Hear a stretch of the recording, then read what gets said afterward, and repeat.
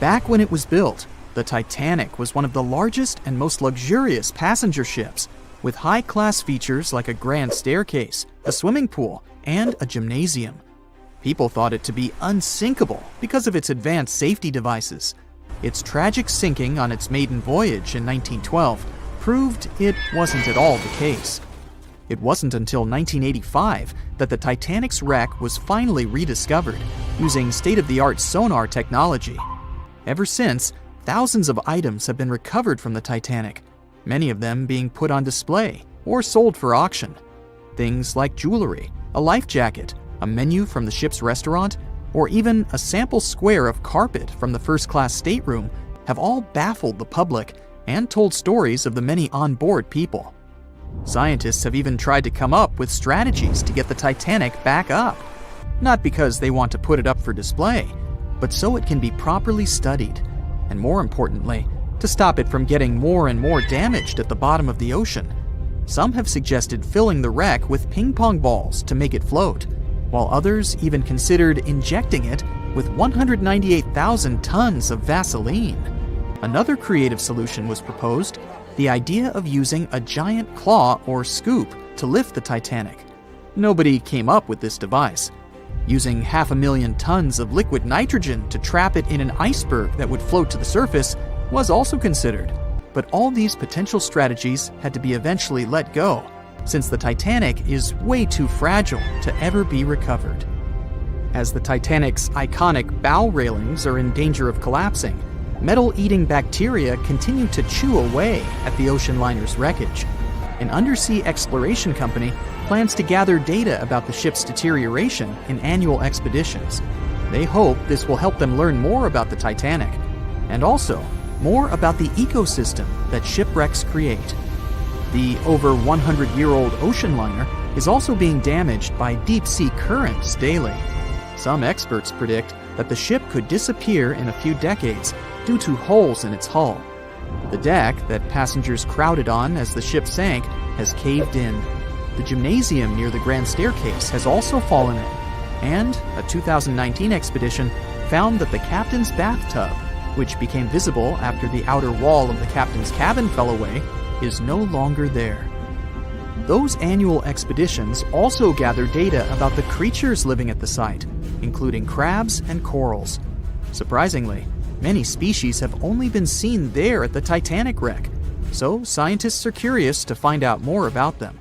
The most famous out of all these creatures is the Halomonas titanicae. It's a bacteria, and it was discovered on the wreckage of the Titanic. What's interesting about this creature is that it's able to thrive in extremely salty environments. It's also been resistant to several antibiotics, unlike other types of bacteria. It's probably because of this superbacteria that the deterioration of the ship's iron hull happened so fast. The expedition will also look at the debris field and its artifacts. On the site, there are still traces of little personal items like clothes and luggage. One of the most interesting stories about Titanic artifacts is that of the passengers' shoes. Most of the Titanic items that have been lost at sea deteriorated or disappeared completely. But not the shoes. They seem to be able to resist the harsh conditions. On top of that, the leather in most shoes is perfectly preserved, probably because of tannin, a substance used in the tanning process of leather. It helped the shoes resist the damaging bacteria found underwater. All this exploring might have gotten you all excited. If that's the case, I have some good news to share. You might even be able to join the expeditions. To personally explore the Titanic, you have to plan ahead and apply to be a mission specialist with OceanGate, the company responsible for the journey.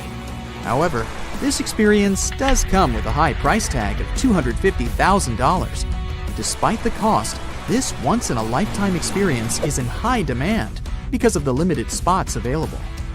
If you can afford the exploration, you will have the chance to collaborate with renowned specialists in marine biology, oceanography, the Titanic, DNA, and the deep ocean. Accommodations and meals on the dive support vessel are also included, as well as training and guidance from specialists before and during the mission.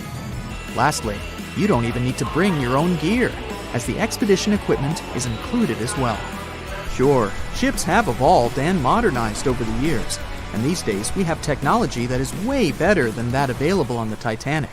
But this ship remains an amazing piece of history because of its many unusual features, like the fact that the Titanic's whistle was loud enough to be heard over 11 miles away, or the fact that the ship's hull was painted with a special mixture of red lead and linseed oil, which was believed to be effective in preventing the growth of seaweed and other marine organisms. However, despite popular belief, the ship's iconic fourth smokestack was not functional and was only used for ventilation and aesthetics. Probably one of its biggest flaws was its number of lifeboats. Despite its size and luxury, the Titanic only had 20 lifeboats on board, which were not enough to save all of its passengers and crew once it hit the iceberg. The Titanic may be the most famous shipwreck, but it's not the only one. The fleet of Kublai Khan tells a similar story. This one was a large naval force commissioned by the Mongol ruler Kublai Khan in the 13th century. The fleet was intended to travel to Japan and establish the Mongols as powerful rulers in the region. However, in 1281, the fleet was supposedly caught in bad weather and was seriously damaged, with many ships being destroyed. Legend has it that the fleet was torn down by a massive typhoon that came to be known as the kamikaze, or divine wind. This strong storm was believed to have been sent by the higher spirits to protect Japan from the Mongols. The truth about its disappearance remains a mystery to this day. However, the wreckage of the fleet, or parts of it, appears to have been discovered in the 1980s by Asian archaeologists. They dug across the site and studied the remains of the ships at a location near Imari Bay. The shipwreck is, to this day, considered to be an important archaeological discovery. That's because it informed us how well prepared the Mongols were back in the day in terms of their ships. Another tragic story is that of the RMS Empress of Ireland. This was a British passenger ship that operated until May of 1914. This is when the ship was sailing from Quebec City to Liverpool, but it ran into the Norwegian collier SS Storstad in the fog off the coast of Rimouski, Quebec. The collision caused a large hole in the side of the Empress of Ireland, and the ship began to quickly take on water and sink. The crew and passengers were caught off guard, and many were unable to evacuate in time. In total, 1,012 people were lost in the disaster, making it one of the worst maritime collisions in Canadian history. Rescue efforts were hampered by poor visibility and the fact that many of the lifeboats were damaged or unusable. Only 465 people survived the sinking, and many of them were rescued by the Storstad, which had remained in the area despite its damage. The sinking of the Empress of Ireland was a national tragedy in Canada, and it led to changes in maritime safety regulations and the establishment of a Coast Guard.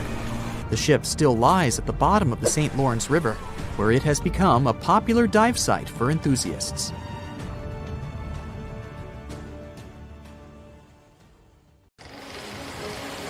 It was 11:39 at night when the Titanic's lookout shouted, "Iceberg, right ahead!" Swift action on the bridge to reduce speed and change the ship's course didn't help, and you already know how the story ends. Since then, we've regarded what happened to Titanic as a once-in-a-lifetime event. Is it, though? The Titanic sank in 1912. Forget about fancy GPSs or weather satellites. At the time, ships were responsible for warning each other about the location of icebergs, like a "hey man, trust me on this" situation. Then the Titanic disaster happened. To call it a disaster is an understatement, so specialists felt the need to form an organization to avoid this kind of accident happening again. That's why, a year later, they created the International Ice Patrol, or IIP for short. Up to this day, this group has been responsible for giving ships advanced warnings about ice threats. IIP improved their methods over the years, from ship reports and aircraft patrols to satellite images.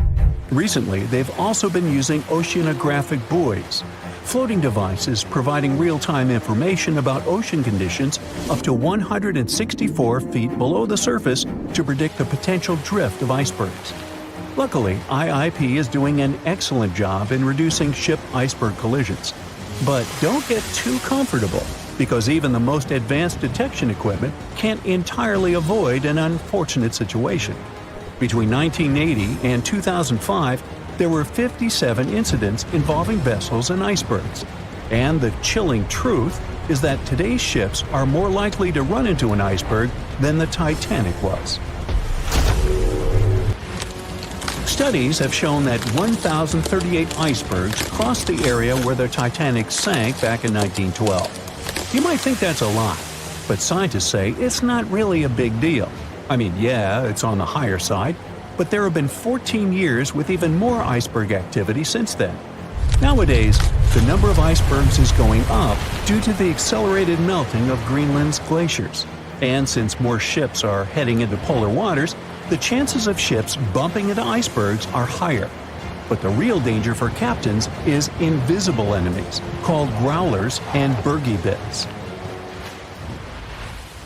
Growlers are these small icebergs that can be the size of a regular door. And bergy bits are also considered small, measuring around the size of a school bus. These icebergs might seem harmless, but they're actually tricky since they can be completely invisible to radars or satellites. Let's see what happens when a modern cruise ship as big as the Titanic hits one of these small icebergs. Meet the Norwegian Sun, a luxurious cruise ship like Titanic, as it has the capacity to accommodate 2,400 passengers and more than 900 crew members. On July 2022, this cruise ship was on its way to Hubbard Glacier in Alaska when it found itself in the middle of a dense fog. Suddenly, passengers felt an impact and were terrified as the ship experienced a severe jolt. The fog immediately cleared and they realized what had happened. The Norwegian Sun had collided with an iceberg of the growler type. But the outcome was entirely different from Titanic. Thankfully, there were no injuries, and both the passengers and staff reached the Alaskan docks safely. Expert divers checked the condition of the boat, and they discovered that the ship had suffered some damage after the collision, so the rest of the trip was canceled. Now don't stress about packing for your next trip across the Atlantic, because accidents like the one with the Norwegian Sun are really rare. I mean, it's common for ships to encounter ice, but what's unusual is for it to be a problem. Most modern cruise ships wouldn't get physically damaged by an iceberg, and there's a reason for that. You see, the steel used in the Titanic also played a significant role in the disaster. The unsinkable ship, after all, was not so impact-resistant. Back then, the Titanic's hull was constructed using around 2,000 steel plates, which are believed to have been produced in an open hearth furnace. As a result, the steel contained a high concentration of phosphorus, oxygen, and sulfur. High levels of these elements make steel brittle at low temperatures, causing it to fail upon impact. While the steel used on the Titanic was of the highest quality available at the time, it wouldn't meet the safety standards of modern ships, and it was approximately 10 times less safe than what today's vessels use. But the most significant difference between the design of the Titanic and a modern ship lies in how the hull is put together. You see, the Titanic was built using over 3 million rivets for its hull and upper deck structure.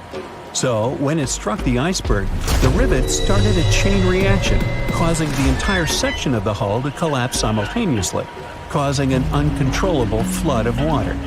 In contrast, modern ships use a method called submerged arc welding, which fuses the edges of metal pieces together, creating a strong and continuous bond. This is safer because if any part of the ship gets damaged, the tear doesn't spread, making things worse. The damage remains contained within that section. Okay, so small icebergs are becoming more common, and vessels have been adapted to deal with them. But there's still one more scenario to consider. What if a huge cruise ship hit an iceberg the size of a 5-story building? Imagine we've just created the world's largest cruise ship on the planet. Let's call it the Bright Seaside. Our floating resort is massive, 4 times the size of the Statue of Liberty. It's longer than the Titanic by 318 feet and carries about 3 times more passengers and crew. And just like the Titanic, our fictional ship can cruise at a top speed of around 23 knots. Now, picture this scenario. The bright seaside is cruising at full speed in freezing waters. It's the middle of the night, and the captain doesn't realize that all the iceberg detecting equipment on board isn't functioning. It stopped working 3 days ago. It's very foggy out there, and the lookout also fails to spot a 45-foot-tall iceberg. If that whole situation played out, and the ship smacked into the iceberg head-on, well, it could potentially lead to a sinking. But you can see how unlikely that is, right? That's why experts are quite confident in saying that ice isn't likely to sink modern cruise ships. It's also worth mentioning that safety measures have improved a lot since Titanic. A modern large vessel can take days to sink, which provides enough time to keep everyone safe. Crews are definitely better prepared to handle evacuation procedures, and passengers should also go through safety training before cruising. I know, it is annoying to do that when all you want to do is drink a lemonade or some other beverage by the pool. But, all these safety tips are what saved the MS Explorer from becoming a modern Titanic. You see, back in 2007, all 154 people on board this Antarctic cruise ship managed to get into lifeboats after the ship hit an iceberg. Now, imagine their panic as they waited for help for 4 hours. The crew did an excellent job in keeping everybody safe, no doubt.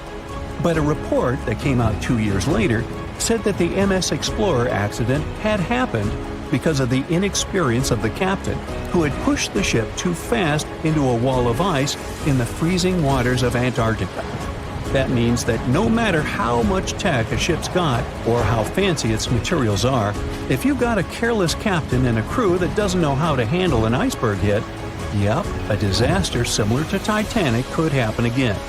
But hey, you shouldn't stress over it. Trust the professionals and keep in mind the odds. In the last 30 years, the MS Explorer was the only cruise ship that sank thanks to an iceberg, and everyone survived. So kick back and enjoy your sea vacation. The unsinkable Titanic didn't go down peacefully, which made finding its final resting place all the more difficult. The world-famous RMS Titanic sank in 1912, but was only discovered in 1985 on a secret mission.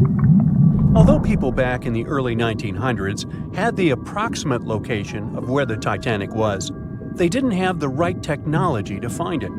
As it went under, the ship sent several CQD signals, standing for Come Quickly, Distress, to a nearby ship named Carpathia.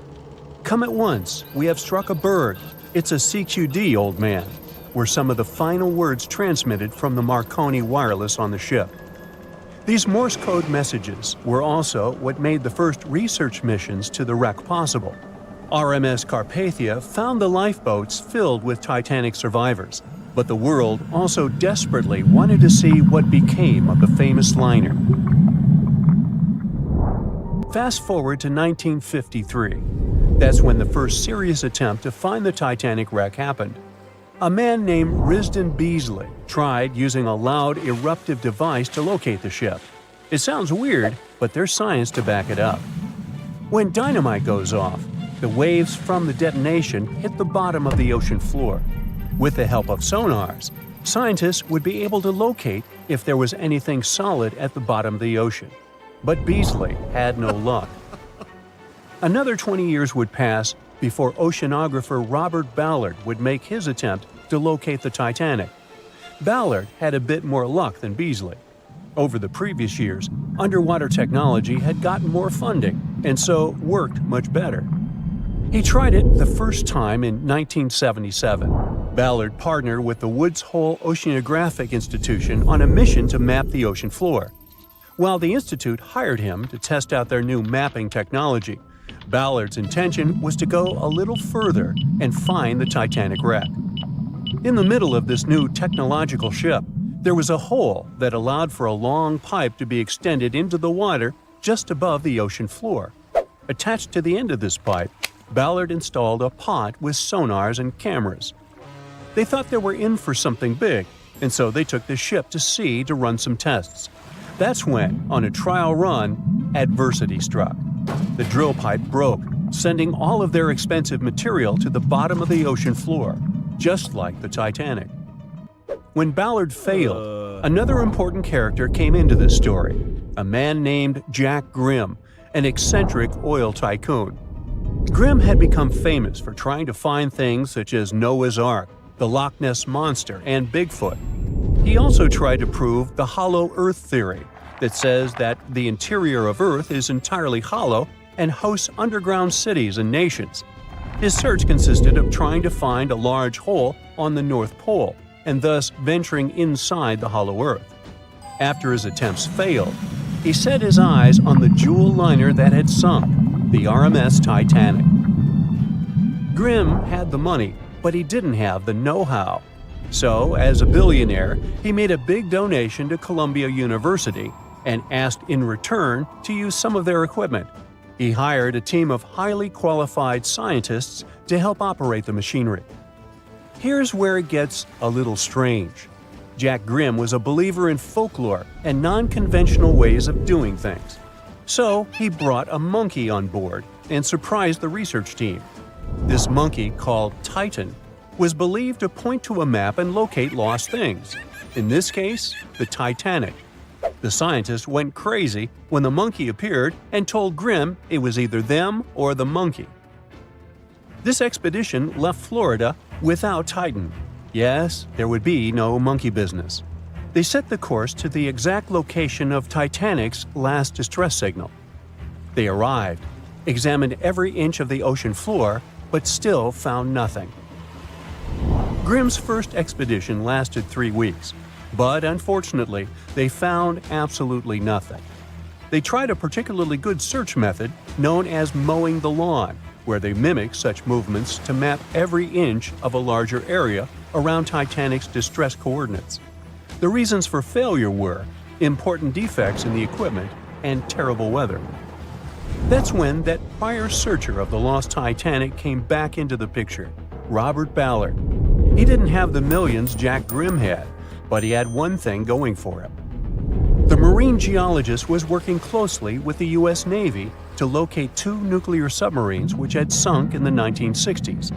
Ballard himself says he was living 2 lives, one as a researcher and the other as a Navy intelligence officer. The deal was simple. He'd have a green light to search for the Titanic after he found the 2 missing submarines. To find Thresher and Scorpion, he used an unmanned submarine vehicle called Argo. Argo was like a little snow sled. It was attached to a bigger ship that sailed above the water. Argo was connected to the ship by a long cable, and it was piloted by a team on board. The sled had sonars and cameras that provided real-time imaging of the ocean floor, so it was a real advancement on other attempts. After much thinking, he had a eureka moment. He supposed the force of the wreck should have left a comet trail that led back to the ship. While searching for the Titanic, most people had tried to find the ship itself. But until then, it had been trying to find a needle in a haystack. That's why Ballard's logic was so brilliant. He needed to invert the order. He had another obstacle on his hands: time. He could only look for the ship after finding the lost subs. And by the time that happened, he had 12 days left. He teamed up with another scientist, and they applied the mowing the lawn method to map the ocean bed. Another important piece of information that most researchers left out was that there was a sea current moving south on the day of the disaster. This meant that the debris field should be south of the distress signal coordinates. To save time and resources, he would do a quick reconnaissance of the ocean floor, spacing lines more than 3 miles apart to look for debris fields. He also relied more on the camera visuals than on the sonar signals. His team took turns piloting Argo and watching the video. Days rolled by, with nothing but the empty ocean floor showing up, until the rocks they were used to seeing started to look like man-made debris. Suddenly, there it was, the Titanic's boiler. Ballard was right. The debris field would take them back to the ship. After 73 years of searching, they had finally found the Titanic wreck.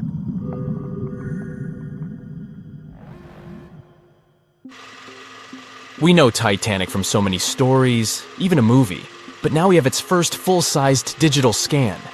And nope, it's not like those models from before, where we mostly imagined what the ship was supposed to be like. This time we got a real digital scan. A team of experts really mapped the deep-sea floor around the Titanic together with the ship itself. We basically got a 3D view of the entire wreck, which is like going deep down beneath the ocean's surface and seeing Titanic as if all the water has been drained away. So, the story of the wreck started in 1985, 73 years after the Titanic went down. The explorer named Robert Ballard stumbled upon it somewhere between two submarines that also went down in that area.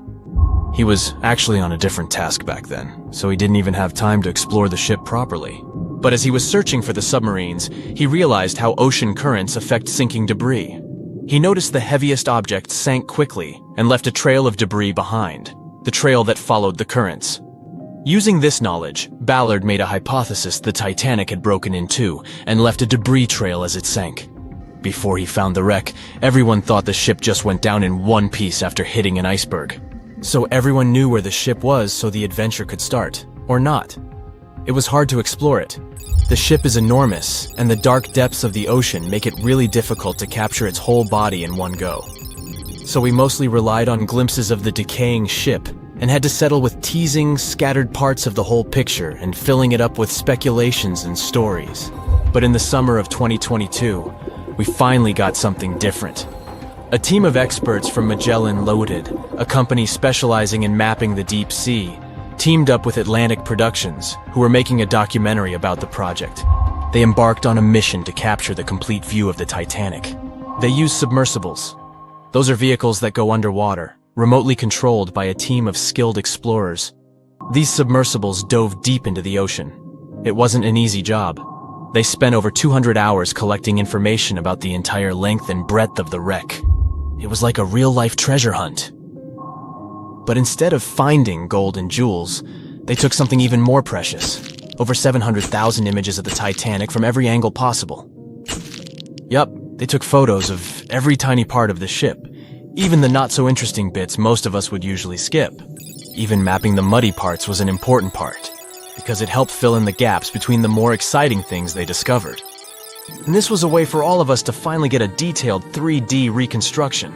Even though it's been more than 100 years, you can still recognize the bow of the Titanic, covered in rust that hangs down like stalactites.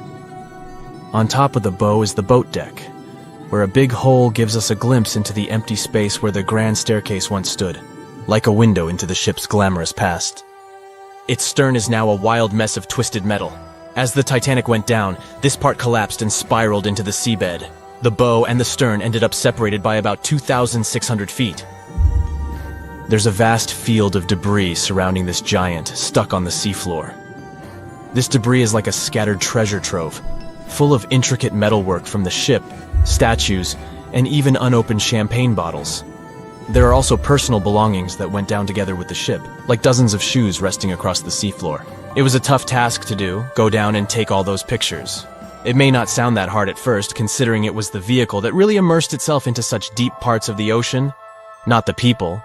But studying the ocean is hard. We haven't explored, mapped, or even seen over 80% of it. The conditions are harsh, and the pressure becomes more intense the deeper you go.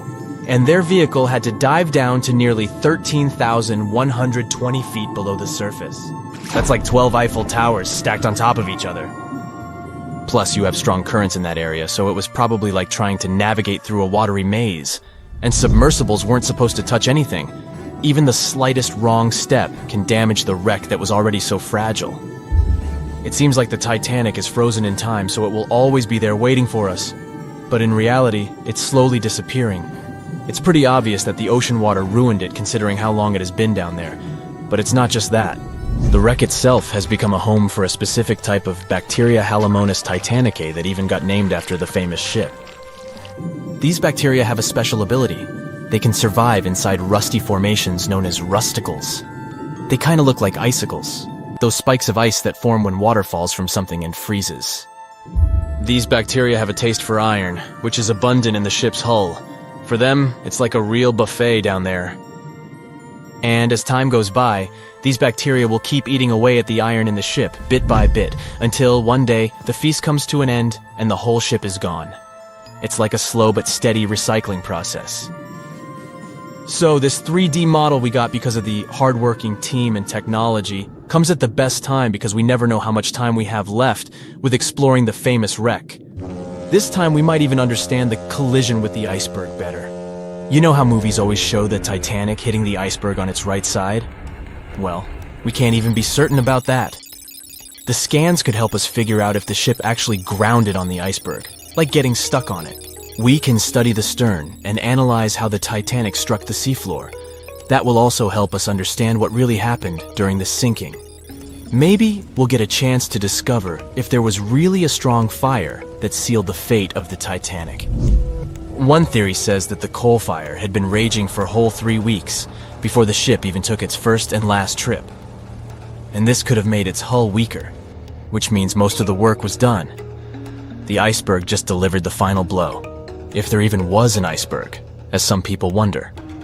There's an alternative theory they suggested where the Titanic may have actually hit a hidden mass of pack ice instead of a typical iceberg. Pack ice is made up of large sheets of ice that float near the ocean's surface and can be difficult to spot. They believe this pack ice might have drifted into the Atlantic from the Arctic Ocean. According to one professional mariner, Captain L.M. Collins, that stands up with that idea.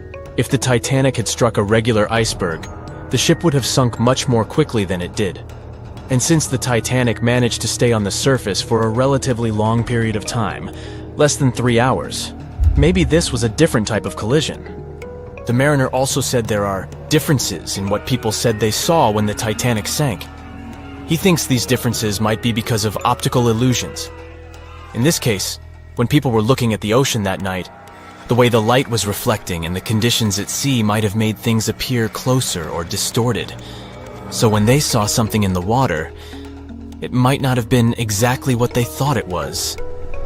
Whether it was an iceberg or something else. Binoculars might have helped the crew members to spot the potential danger, but unfortunately, they didn't have any. It appears they were locked inside a cabinet, and no one knew where the key was.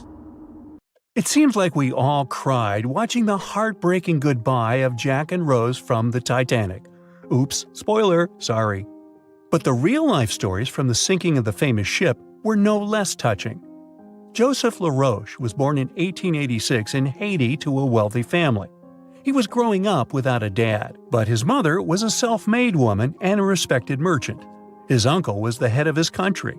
Joseph was fluent in French, Creole, and English.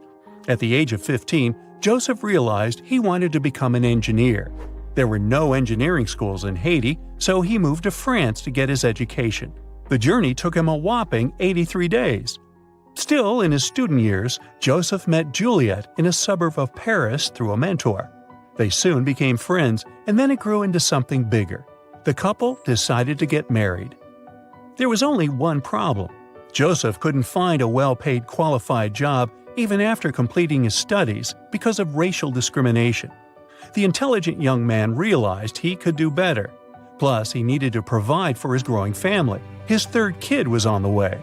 His uncle back in Haiti promised he'd help Joseph secure a job as a mathematics professor. His mother was overjoyed that her son and his family would be living in Haiti. She bought them first-class tickets for the French liner La France as a reunion gift. But that liner had really weird rules separating parents from their offspring for meals. The LaRoches didn't want to leave their youngsters and make them feel sad on a trip across the ocean. So they decided to trade their first-class tickets for La France for second-class tickets for RMS Titanic's maiden voyage. The Titanic was all the hype, and it didn't separate families, so it looked like a great deal. They planned to change for another ship in New York that would take them straight to their final destination in Haiti. The family boarded the Titanic on April 10, 1912, at Cherbourg. They had 3 days to enjoy the luxurious staterooms, a dining salon, a library, and 3 outdoor promenade decks available to second-class passengers. Juliet sent a letter to her father from Titanic's final stop in Queenston, Ireland. She told him they were more than happy with the accommodation. They had 2 bunks in their cabin and a couch that converted into a bed for their youngest family members. The family made friends with some nice co-passengers with whom they had traveled together from Paris. She thought they had been the only other French people on board, so they sat together for meals. Juliet mentioned they had all spent time together on the deck of the liner. She also wrote the people on board were friendly, although some sources say the family had gone through quite a lot of mean stares, gossip, and remarks. On the night of April 14th, their exciting journey came to an abrupt end. Even though Titanic's wireless operators had received warnings about drifting ice from nearby ships, the liner continued to plow ahead at full throttle. It was around 11:40 p.m. when Titanic's hull collided with the iceberg around 370 miles off the coast of Newfoundland. The practically unsinkable ship was severely under-equipped with lifeboats, enough for only about half of its 2,200 passengers. The nearest rescue ship, the Carpathia, was too far away to help. A steward woke up the LaRoche family and took them to the lifeboats, as Juliet remembered later. She couldn't speak any English, so everything that was going on seemed even scarier to her. A little after midnight, the crew received the order to give priority to women and children when boarding the lifeboats. Juliet later remembered a terrible panic had begun, as people had been pushing each other to get to the desired seat. At some point, she felt they had pulled away her older daughter and thrown her into the abyss. A moment later, she had joined her Simone in the same emptiness. So, pregnant Juliet and her 2 daughters got spots in Lifeboat 14. But they had to say goodbye to Joseph as the boat was being lowered into the sea.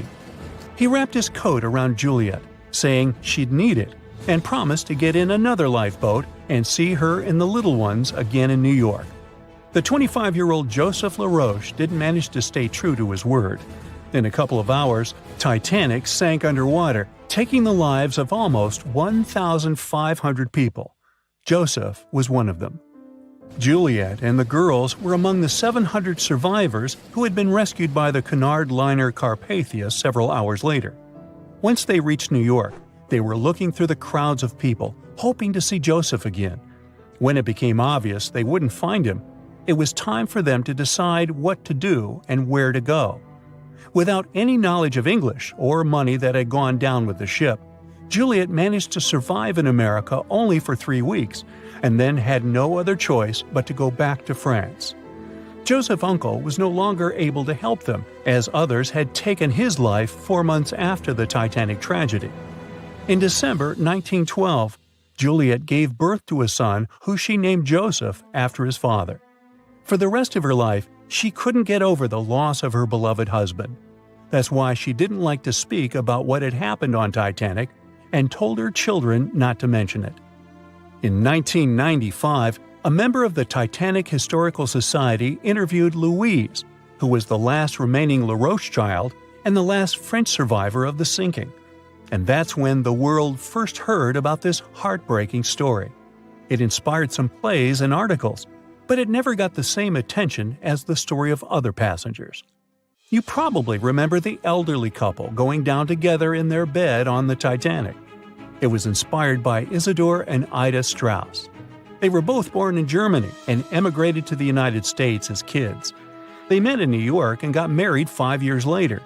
Isidor started a china and porcelain business with his brother that grew into the glassware department at Macy's and turned them into multimillionaires. Isidor and Ida were well known in New York, not only for their wealth and charity, but also for their love and devotion to each other. In 1912, the couple decided to run away from the New York winters and headed for Europe. By that time, they'd already been married for 40 years. In early April, it was time for them to sail back home to New York. They normally traveled on huge German liners, but at that time, they couldn't resist the hype of everyone talking about that new luxury liner, the RMS Titanic.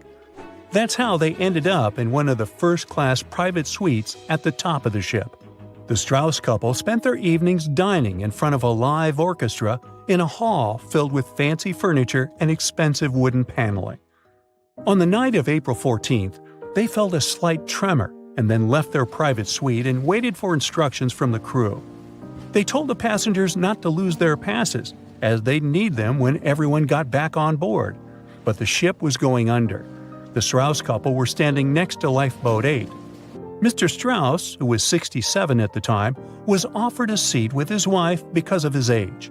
He refused it, saying he was not too old to sacrifice himself for a woman. He wanted to wait and make sure no women and kids were left behind. Ellen Bird, Ida's maid, hesitated before getting on the lifeboat, but Ida told her to go. She took the easy decision not to leave her husband on the sinking ship. Ida took off her beautiful mink coat and handed it to her shivering maid, saying she wouldn't be needing it anymore. Isidore didn't manage to convince her to save herself, so they stayed together till the end. Some of the surviving first-class passengers later remembered they had seen the couple standing peacefully on the deck, holding hands, just waiting. Bet you never heard this story about the Titanic. So, this massive luxury ocean liner was heading out of Southampton on its first voyage to New York with over 2,000 passengers and crew on board.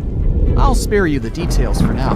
You know how it all went down. Since there were a lot of things that went wrong during its short lifespan, some couldn't help but wonder, was it really bad luck?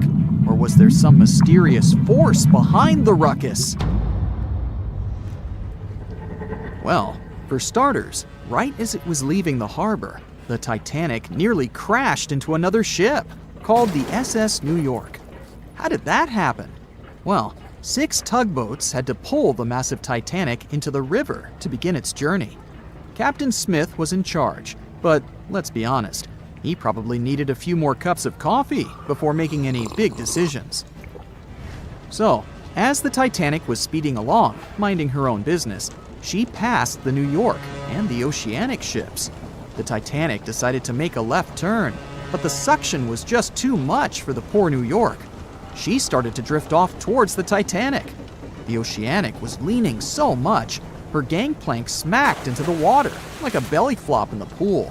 Thankfully, the captain of one of the tugboats was there to save the day. He used his trusty megaphone to call the Vulcan to the port side of the Titanic to pick up some crew members. He then noticed the New York in trouble and acted quickly, throwing a line to slow her down. The Titanic's captain was probably scratching his head, wondering how to handle these big ships like the Titanic. That's because he'd only recently experienced sailing on larger ships. Close one, right? Well, it was just part of the story. As it turns out, the huge list of misfortunes might have started even earlier. Another theory suggests that during the ship's construction days in Northern Ireland, a fire broke out in the coal bunkers. Talk about a rocky start. If this information is correct, then the ship's hull may have been affected by the incident before it even set sail. Fans of this theory argue that a fire popped up inside one of the Titanic's large coal bunkers and really damaged an important segment of the ship's hull. Some claim there's even photographic evidence to back this up. A bunch of photos documenting how the ship was made and pampered for its maiden voyage were found, and they showed a significant black streak on the outside of the Titanic's hull. Weirdly enough, the streak was really close to where the iceberg hit during that cold April. Now I know what you're thinking. This theory might sound far-fetched, but most of these people have been gathering information about the Titanic for decades, and they're convinced that this is the real deal. They even believe that the fire started way earlier than the day the Titanic set out on its maiden voyage, particularly about 3 weeks prior. Why was this overlooked? Well, because of fear of bad press, mostly. Also, because of all the fuss created around the unsinkable ship, it was important that they stuck to the initial calendar. Of course, not everyone is convinced by this new theory. Some people think it's just another wacky idea to add to the long list of Titanic sensational theories. What if I told you there were even rumors about part of an ancient Egyptian coffin being on board? Could that have had something to do with the disastrous ending of the Titanic? Some truly believe it did. Let me tell you the story about the unlucky mummy. It's a tale that'll give you goosebumps. Back in the 19th century, this ancient Egyptian artifact, a mummy case lid to be exact, was brought over to Europe. and as soon as it arrived, strange things started happening. Now, some of the stories may be a bit exaggerated, but according to journalists, some of them were actually true. The rumors sparked the interest of a British writer who later spent months investigating the mummy case and its alleged related stories. He was planning to write an article debunking the myths, but he found out they were all too real. Unfortunately, he never got to finish his work because he passed away suddenly. Others believed that the mummy case was guarded by Egyptian elementals. They warned others not to mess with the artifact. The mummy case's history is just as spooky. It was found in Egypt and sold to a certain someone conveniently named Mr. W at a party organized by a well-known English lady. When the mummy case arrived in England, it was given to Mr. W's sister, who immediately suffered from financial losses and other troubles.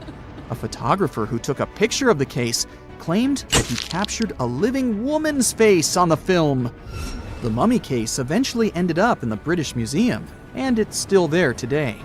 However, rumors say that it was aboard the Titanic and was responsible for its sinking. But don't believe everything you hear. Some sources claim the mummy case never left the British Museum, and the rumor was started by a journalist named William Stead. He was actually a passenger on the Titanic, and he supposedly told his fellow passengers about the ill-fated mummy before the ship went down. Is that what happens when you tempt fate? Seriously doubt it, but it does make you wonder, doesn't it? It gets even weirder, trust me! About 50 passengers got cold feet before the ship took off, and they refused to board the Titanic at the last minute, even if it meant that they'd lose the cost of the ticket. They just had an extremely bad feeling about the whole deal, and even an Irish astrologer warned against making the voyage on the Titanic. I doubt he saw a big ol' iceberg hidden somewhere in the stars, but it does add up to the mystique surrounding the Titanic. And do you know what's even worse? The fact that the ship's binoculars, which could have helped prevent the iceberg collision, were locked up. Apparently, those binoculars could have been used by lookouts on that fateful night. But guess what? The key was held by David Blair, an officer who was sadly bumped from the crew before the ship's departure. Poor guy. He probably didn't even know what he was holding on to. Now, some historians think that if those binoculars were in use, the iceberg might have been spotted earlier. But hey, let's not point fingers here. Others argue that it wouldn't have made a difference. Who knows? Maybe the lookout was too busy looking at the stars to notice a giant iceberg in front of them. But seriously, what were they thinking? Locking up the binoculars on a ship that big is like forgetting to pack sunscreen for a trip to the beach. Also, the ship might have been going a bit too fast. Now, I know what you're thinking. Why was the captain in such a hurry? Well, apparently, good old Captain Smith was trying to beat his ship's older sibling, the Olympic, in a race to see which ship could cross the Atlantic faster.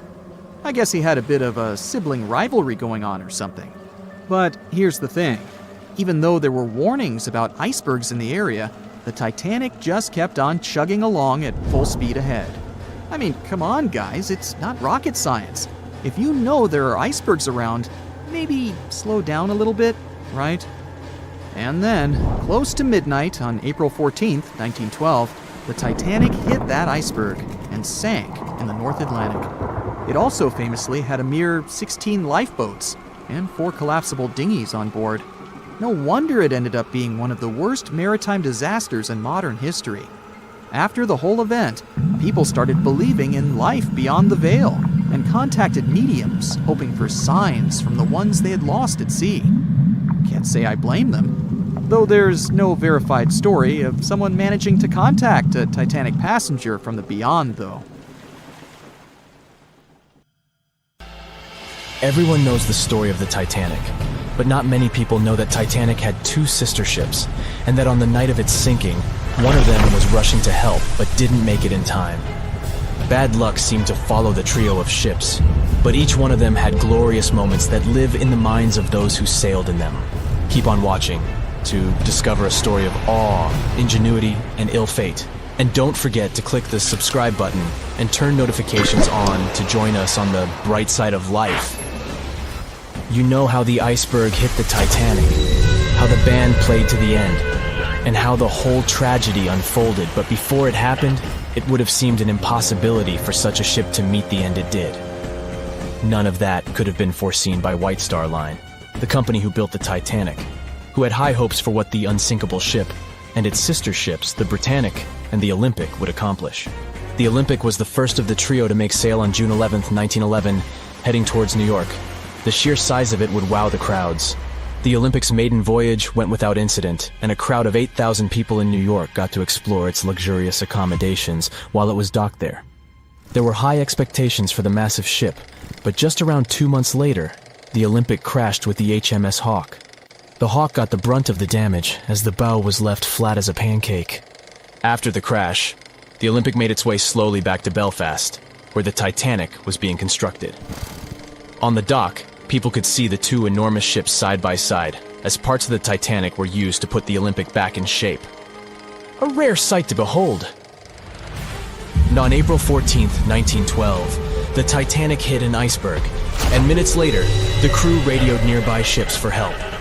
That night, the Olympic was returning from New York when it received the distress signal. The ship turned around and rushed at full speed towards the Titanic, but they were so far away that they would have arrived next night. At some point during the early hours of April 15, 1912, the crew of the Olympic decided they wouldn't make it in time and stopped course. The survivors of the Titanic were eventually rescued by the Carpathia. Olympic was set up with lifeboats for all crew and passengers after the Titanic sank. It went from having 20 lifeboats to 64. Changes were also made to the watertight bulkheads, and an extra hull to construct a type of double hull was installed. It was determined that a double hull would have kept the Titanic from sinking. For several years, Olympic was used in the war effort against Germany. Throughout the years, Olympic carried over 200,000 passengers, which included thousands of Americans fleeing from Europe and troops battling during World War I. One of the most significant moments for this ship was when it struck a German submarine and sank it. It was discovered that the submarine was preparing to fire a torpedo on the Olympic before Olympic rammed it. The Olympic ended up sailing the seas for 3 decades, which earned her the nickname of the Old Reliable, despite some previous accidents. It went on to help the survivors on the HMS Audacious when it was sinking, and do what it couldn't for its sister, Titanic. Eventually, bad luck caught up with the Olympic. The ship crashed with the Nantucket Lightship, and the crash signaled the beginning of the end. Beaten up, and after years of service, the Olympic was demolished and scrapped for parts. The Old Reliable saw many years of service and thousands of passengers, but the Britannic's journey was shorter-lived.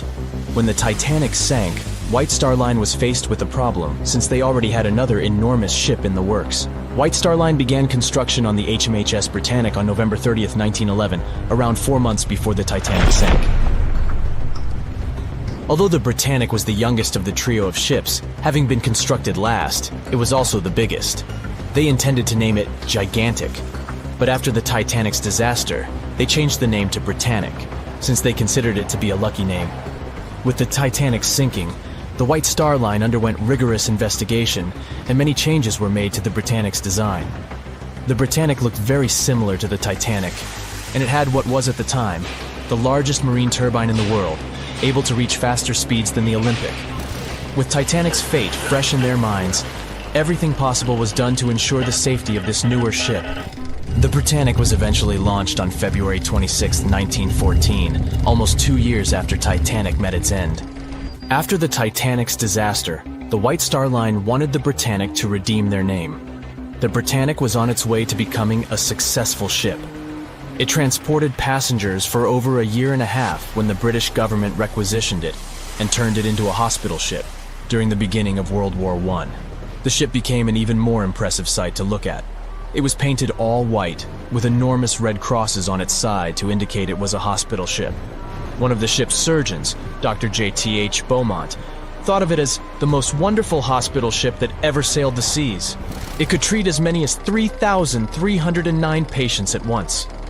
This is how the Britannic became His Majesty's Hospital Ship, or HMHS Britannic. Though the sight of this magnificent ship must have put a smile on a wounded soldier's face or two, the Britannic didn't operate for long.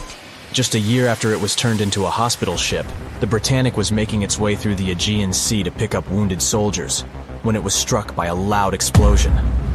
The passengers didn't know what had happened, but headed to the deck to disembark.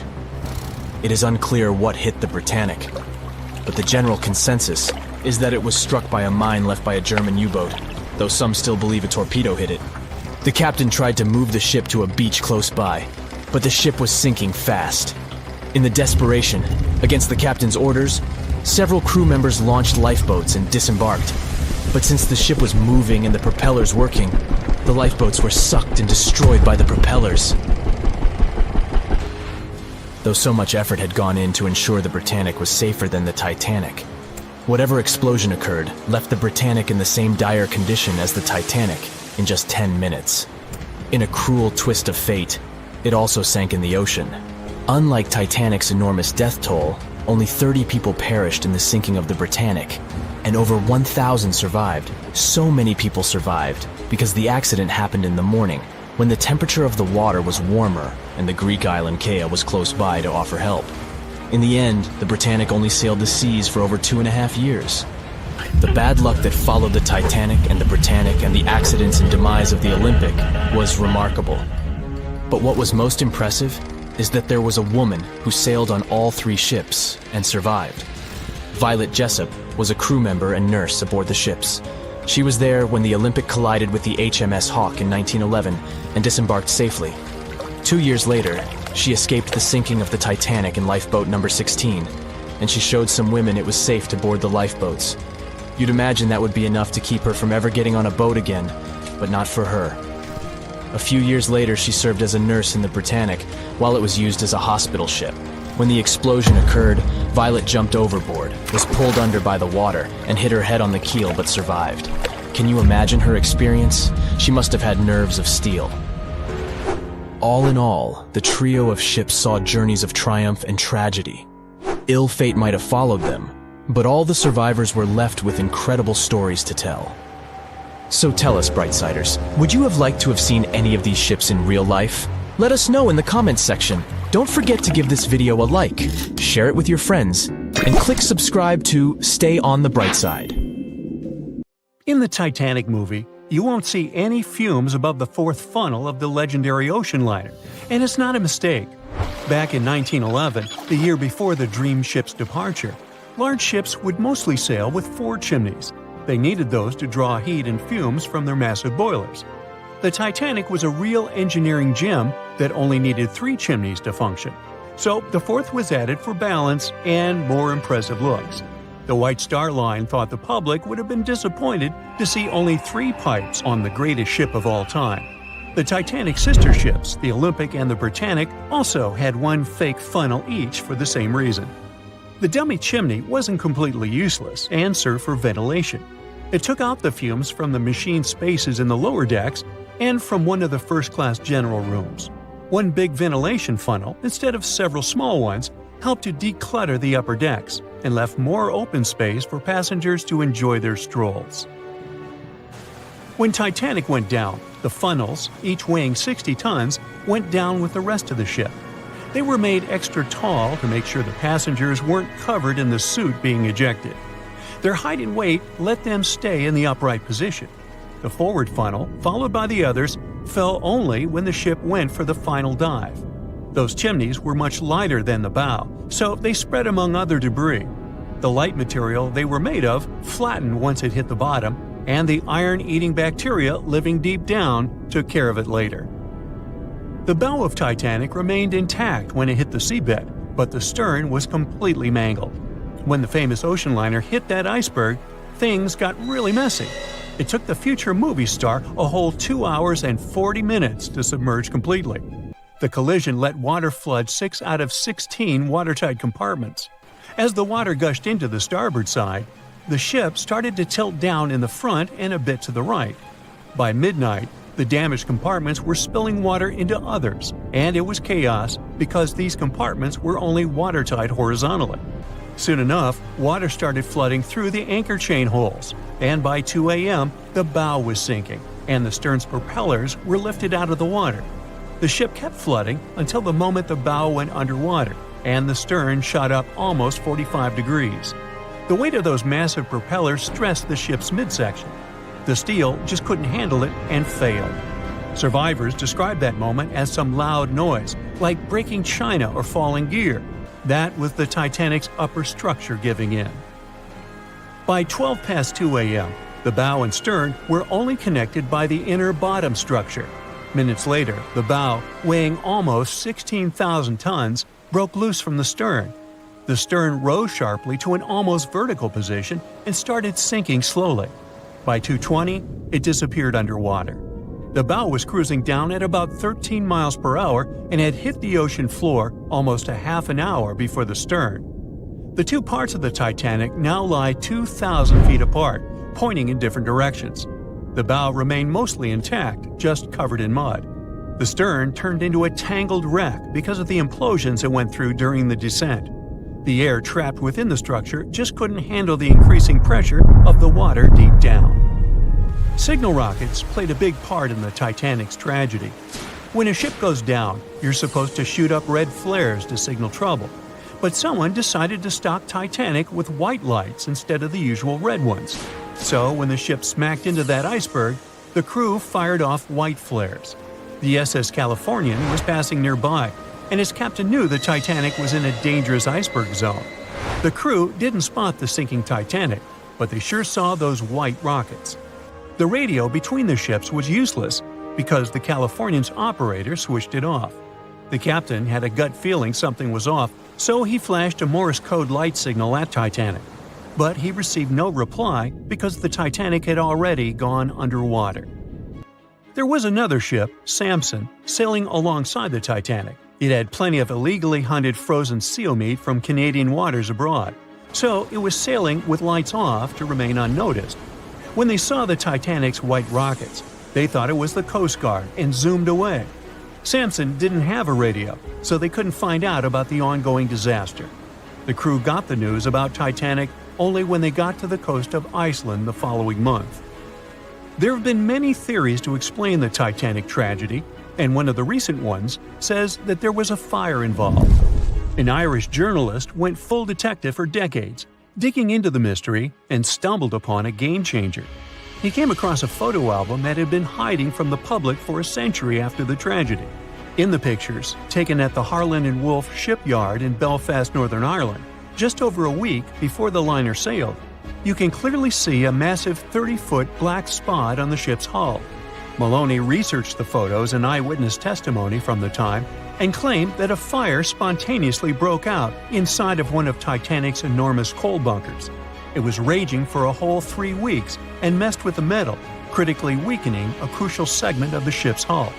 Back then, most ships had just one hull, so it was the only skin the Titanic had. That's why the iceberg managed to punch a hole through the ship so easily. If it hadn't been for the fire, the Titanic might have shrugged off that iceberg collision. The company operating the liner knew about the fire, but they decided to conceal that fact. They didn't want any negative stories in the press as they faced some serious competition in transatlantic voyages.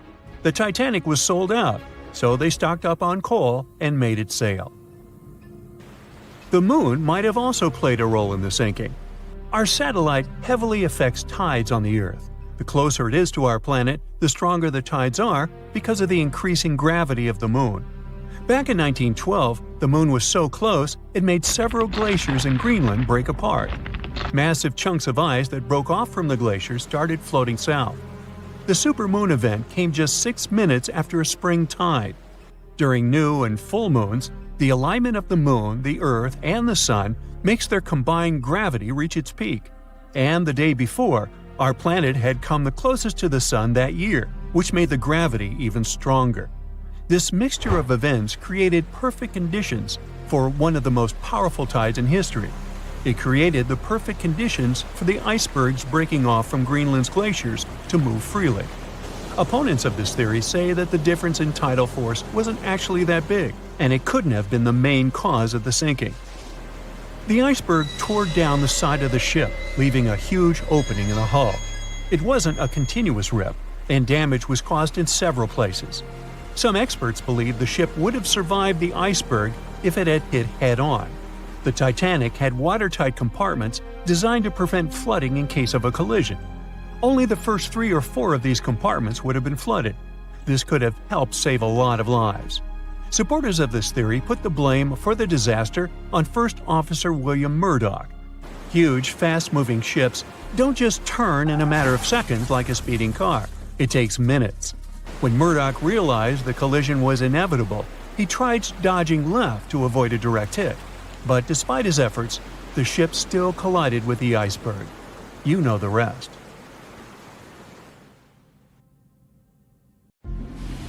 Have you ever wondered how much of the Titanic is left these days? Now, if you haven't been living under a rock, you probably know that it's been over 100 years since the world's most famous ship turned into a wreck. The RMS Titanic, the world's largest sea liner from the beginning of the 1900s, sank during its maiden voyage, just a few days after leaving port. The ship struck an iceberg on April 14, 1912, taking down over 1,500 passengers of more than 2,200 who were on board the liner at that time. As shocking as this may sound, the Titanic took over 3 years to be built and only 3 hours to sink. And if it were today, the ship would have cost over $210 million to be made. It was last seen on the surface of the Atlantic at 2:20 a.m., and for many decades, that was the last time people saw it. It wasn't until 1985 that the whereabouts of the ship were discovered by oceanographer Robert Ballard, and some parts of the Titanic became visible once again. One of the first discoveries made by Ballard's expedition was that the ship was indeed torn in half before sinking. The early exploratory missions to the part of the ocean floor where the Titanic now lies could only see the hull and the deck of the ship. According to Ballard, the main purpose of these missions was to understand how to preserve the ruins from deteriorating. Another goal was to recover the huge number of personal items scattered along the seabed. The explorer later said the view down there was as shocking as it was emotional. In the field of debris around the wreck, the oceanographer discovered plenty of small objects and personal belongings, many of which he brought back to the surface. There were shoes, some fancier than others. There were pieces of clothing that belonged to crew members, and there were huge propellers. If on the surface they gleamed and shined, on the ocean floor they were embedded and devoured by sand. Ballard pointed out that the area where kitchenware was scattered measured more than a mile in length. There were enough plates, pots, and pans to fill up an entire industrial kitchen. For the first time ever, 3D animation footage reveals exciting images. The simulations show the Titanic's evolution from when she first set sail in 1912 until the state of her ruins today. But simulations weren't enough for deep-sea explorer James Cameron, who envisioned traveling to the heart of the wreck for the first time ever in the history of the ship. Yep, the same James Cameron who happens to be the director of a very famous movie about the ship. He has now dived 33 times to visit the wreck of the Titanic. Here's some fun trivia for you. The director says that his true passion has always been the ocean, and that ever since he was a kid, he wanted to study the sea. Directing, let's say, just happened to be his day job. And when the possibility of directing Titanic appeared, he said yes, just so that he could go and check out the ruins of the ship in real life. Now back to the wreck. According to James Cameron, it wasn't enough for researchers to access only the exterior of the ship. They needed to go inside, analyze and photograph what was left of the pompous interiors of the world's once biggest sea liner. Cameron piloted an innovative robot vehicle equipped with cameras. It helped the man to reveal spaces in the Titanic that no one had ever seen before since the ship touched the bottom. Turkish baths, for instance, still had their tiled walls standing up almost in all their entirety. These baths were exclusively for first-class passengers. They were located right next to the swimming bath and the third-class dining room, and were designed in the Moorish style. People resting there could get heating blankets and ask waiters to bring them anything they needed. If the pictures from before the disaster were astonishing, they carry a different kind of wow factor now, when everything you see in them is hidden underneath the surface of the water. Another shocking discovery was the ship's mast. If we look at the Titanic in its pre-sinking glory, the mast calls much of one's attention. Located on the bow of the huge ship, the mast held together the transmission cables for the Marconi system, a system of wireless telegraphy. That's also where the British merchant flag the Titanic flew was located. The mast stood at the height of a bit more than 100 feet and was equipped with a crow's nest. Nowadays, the mast is unrecognizable. Attacked by corrosion, it collapsed. The crow's nest broke apart too. Now we can see why the modern-day Titanic is a real treasure for deep-sea explorers. But as the wreck of the ship lies at an approximate depth of 12,500 feet, sunlight is non-existent there. So, piloted missions depend on high-end technological equipment to survey the area. Why do you think the Titanic went missing from the public eye for over 70 years? Well, because at that time, technology wasn't advanced enough for people to go down there, as well as bring back good footage of the wreck. Filmmakers were the ones who drove this technology to its advance by trying to film underwater. They began by building boxes to put their cameras inside. And now, deep-sea photography is highly advanced and allows us to marvel at the awesomeness of underwater life. Of course, taking pictures under the sea is no easy feat. For one thing, to withstand that crazy underwater pressure, submarines need to be really strong and have thick walls, no thinner than 11 inches. Plus, explorers need to understand how to film and photograph when there's almost no light around. There was another thing that made documenting the Titanic even more difficult. When the wreck of the ship was rediscovered by scientists, it was covered with red-colored rusty bacteria that made it even harder to take good pictures. As it happens, the color red does not reflect well underwater, which is unfortunate for photographers. For this reason, human-operated vehicles that go down to tour the ruins are equipped with powerful lighting devices. When you see some parts of the ship from afar, they look as if reddish-brown wax has been dripping all over the Titanic's ruins. But in reality, these icicle-shaped structures are colonies of microorganisms. When the ship sank, it brought down with it an enormous amount of bacteria that hadn't existed at the bottom of the ocean before.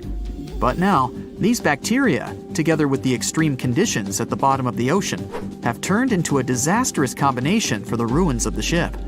These red colonies of microorganisms actually feed off of iron and steel, which is basically all that is left of the Titanic. One kind of those microorganisms are bacteria called Halomonas titanicae. They can eat up to 220 pounds of iron per day. This makes the Titanic a colossal food source for them. There have been lots of speculations regarding the life expectancy of the ship's wreck after researchers discovered this bizarre rust. But according to Cameron and his research team, the Titanic isn't going to disintegrate anytime soon. In one of the latest expeditions down to the wreck, a piloted vehicle was funded to identify specifically one stateroom. It belonged to a very important passenger, Sir Benjamin Guggenheim. Yes, just like the museum.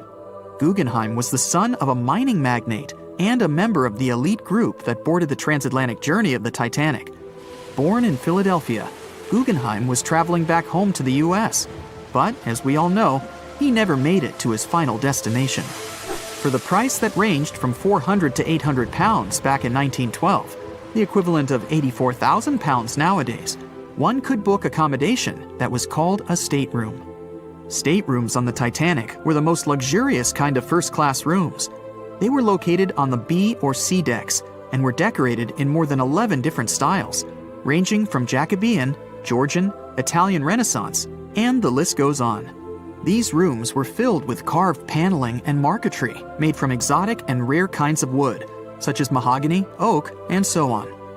Guggenheim occupied one of these luxurious rooms, and 100 years later, one of his descendants funded an entire mission just to locate the precise stateroom the man stayed in.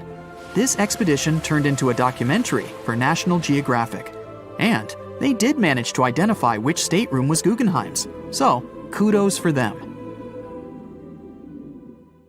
John watched on in disbelief as he drifted away on a piece of wood. In the freezing waters of the Arctic, slowly drifting away. John looked upon the vessel he had worked and lived on as it raised its enormous bow high into the sky, then broke in half, causing a sound that only a crack of lightning could replicate. Distraught and dumbstruck, believing that he, and he alone, knew the dark truth behind the demise of the unsinkable ship, the Titanic.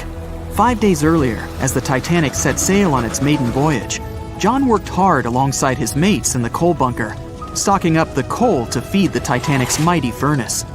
They had stocked and stored more than John had ever witnessed on any other ship he'd worked on. But this was the Titanic, the grandest ship to have ever sailed the seas. On the Titanic, there could never be too much coal. As they left Belfast and pushed toward Southampton, there was a large bang below decks that went unnoticed. The furnace was roaring and the turbines were spinning, pushing the Titanic forward at a quickened pace. The crew cheered as the vessel moved forward, unaware of the loud, concerning noise. Arriving in Southampton, Greg came aboard, amongst hundreds of other passengers. With 13 years at sea, his vast experience included the role as a quartermaster on 6 previous ships. Ready for a new challenge aboard the greatest vessel ever made, he was looking forward to this next challenge of his career. Greg came with a wealth of experience, especially with sailing through the Arctic. His role was vital within the crew, understanding the seas around the North Pole. He would be a key lookout as they set to cross the perilous path of the Iceberg Alley. Greg had some concerns regarding the voyage.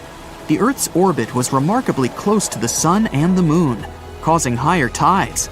This would make icebergs more prominent, drifting them further away and towards the route of the Titanic as they journeyed to New York. Assessing the lookout tower and inspecting the available gear, Greg found no binoculars. This made him concerned, but the sailors just laughed at Greg. "If the deck is short on ice cubes, we'll be sure to plow right through a berg to resupply." A sailor laughed. Greg didn't share this sentiment. Eager to find out why they had been left short-handed on equipment, since he had such a vital role on the ship, Greg inquired further.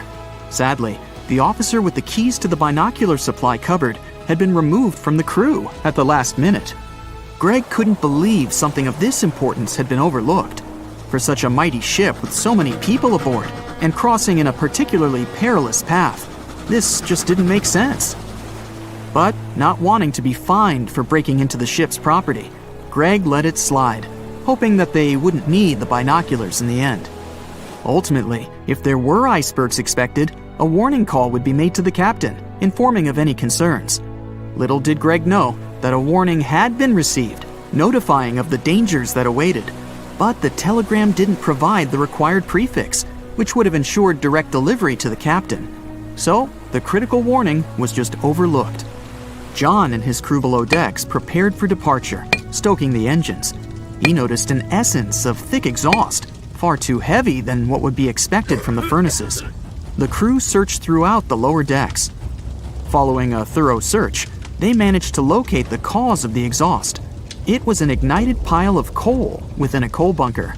Unknown when it had ignited, a buildup of coal had clearly been smoldering, slowly growing in size. The amount of smoldering coal was concerning. The alarm was raised, alerting an officer to review the matter. The officer assessed the damage and confirmed with the captain that it was deemed to be of little concern, as only minor damage had been caused. John was unsure of this assessment, as he knew that in confined spaces, surrounded by iron bulkheads, an oven-like environment arises that intensifies the heat with time. But the Titanic would power forward, making no sense to John as they had only just departed from Southampton. He was sure they would have turned back. John and his crew were ordered to shovel the already lit coal into the furnace and continue shoveling until all the smoldering contents would be contained. It was a possible but painstaking task that could take the entire journey.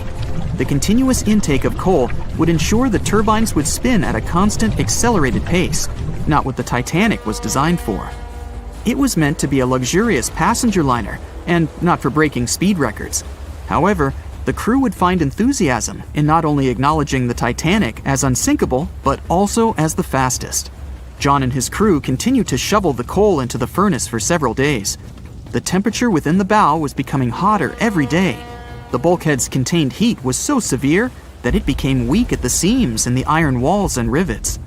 "2 more days, lads, just 2 more days!" John was laughing, trying to raise the spirits of his mates as they were working tirelessly. But as they were all laughing, joking, and looking forward to dry land, they unknowingly approached their final destination. The Titanic was speeding through the calm sea. Greg looked ahead, above in the lookout tower, keeping a keen eye out as they were in iceberg territory now. Even though the way seemed clear, false horizons could occur, creating confusion about how far objects in the distance truly were. As they were traveling in the Gulf Stream waters into the colder Labrador Current, air columns cooled from the bottom upwards, creating a thermal inversion. This incredibly high air pressure ensured fog wasn't present, providing a deceptively clear outlook. But the thermal inversion can also create optical illusions, showing the horizon further away, appearing higher in the distance, or masking whatever objects that could come before it. These false horizons could easily hide any icebergs that could be approaching. Greg knew the perils of a calm sea in the Arctic, preferring the rough waters, where it's easier to detect icebergs within waves. Peering from the lookout, Greg was looking towards the dark abyss ahead. Suddenly, within 1 mile directly in front, a formidable image quickly emerged from the dark waters surrounding. "Iceberg, right ahead!"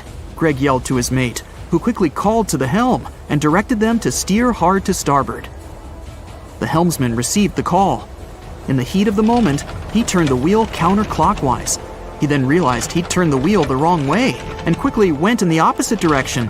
The ship aimed towards the iceberg, veering to the port side whilst reducing speed. Although there was a delay in turning the wheel, since there was a short distance from the signal and the fast pace that they sailed at, it may not have made a difference. As they approached the iceberg, it appeared as though they'd miss it, but over 87% of an iceberg is underwater. And as they came along the side, the hidden ice underneath hit the port side bow, piercing the side of the hull with a 12-square-foot tear. The ship shook, with all aboard aware that something was amiss. Amongst the confusion and fear, they were oblivious of the damage. As they gathered their bearings, 6 out of 16 compartments were quickly filling up with seawater. The hull could only withstand 4 compartments filling before sinking. Time was ticking as the Titanic made its descent into the depths. The weakened bulkhead with heated steel pillars and rivets broke under the pressure and sudden change of temperature from the ice-cold water. The call was made to abandon the ship. Lifeboats were prepared to be released, while help signals were sent out to nearby ships. The radio operator was guiltily sitting, constantly calling out to a nearby ship that had been in contact with the Titanic recently. There was steady communication with this ship over the past few days, providing warnings of icebergs since the Titanic departed from Southampton. The final warning message received was just 1 hour ago. Upon receiving the final warning, the operator ignorantly responded, "Shut up," with the assumption that their warnings of icebergs were pointless. Following this unfortunate response, the ship turned their radio off and provided radio silence. The closest ship that was responding to their distress signals was 500 miles away, too far to provide any assistance in time. There were countless mistakes that caused the Titanic's watery end, whether they contributed directly or from sheer ignorance. The most tragic of them was the number of people aboard the ship, 2,224 of them. There were only enough lifeboats provided to rescue 1,178, barely half of the people.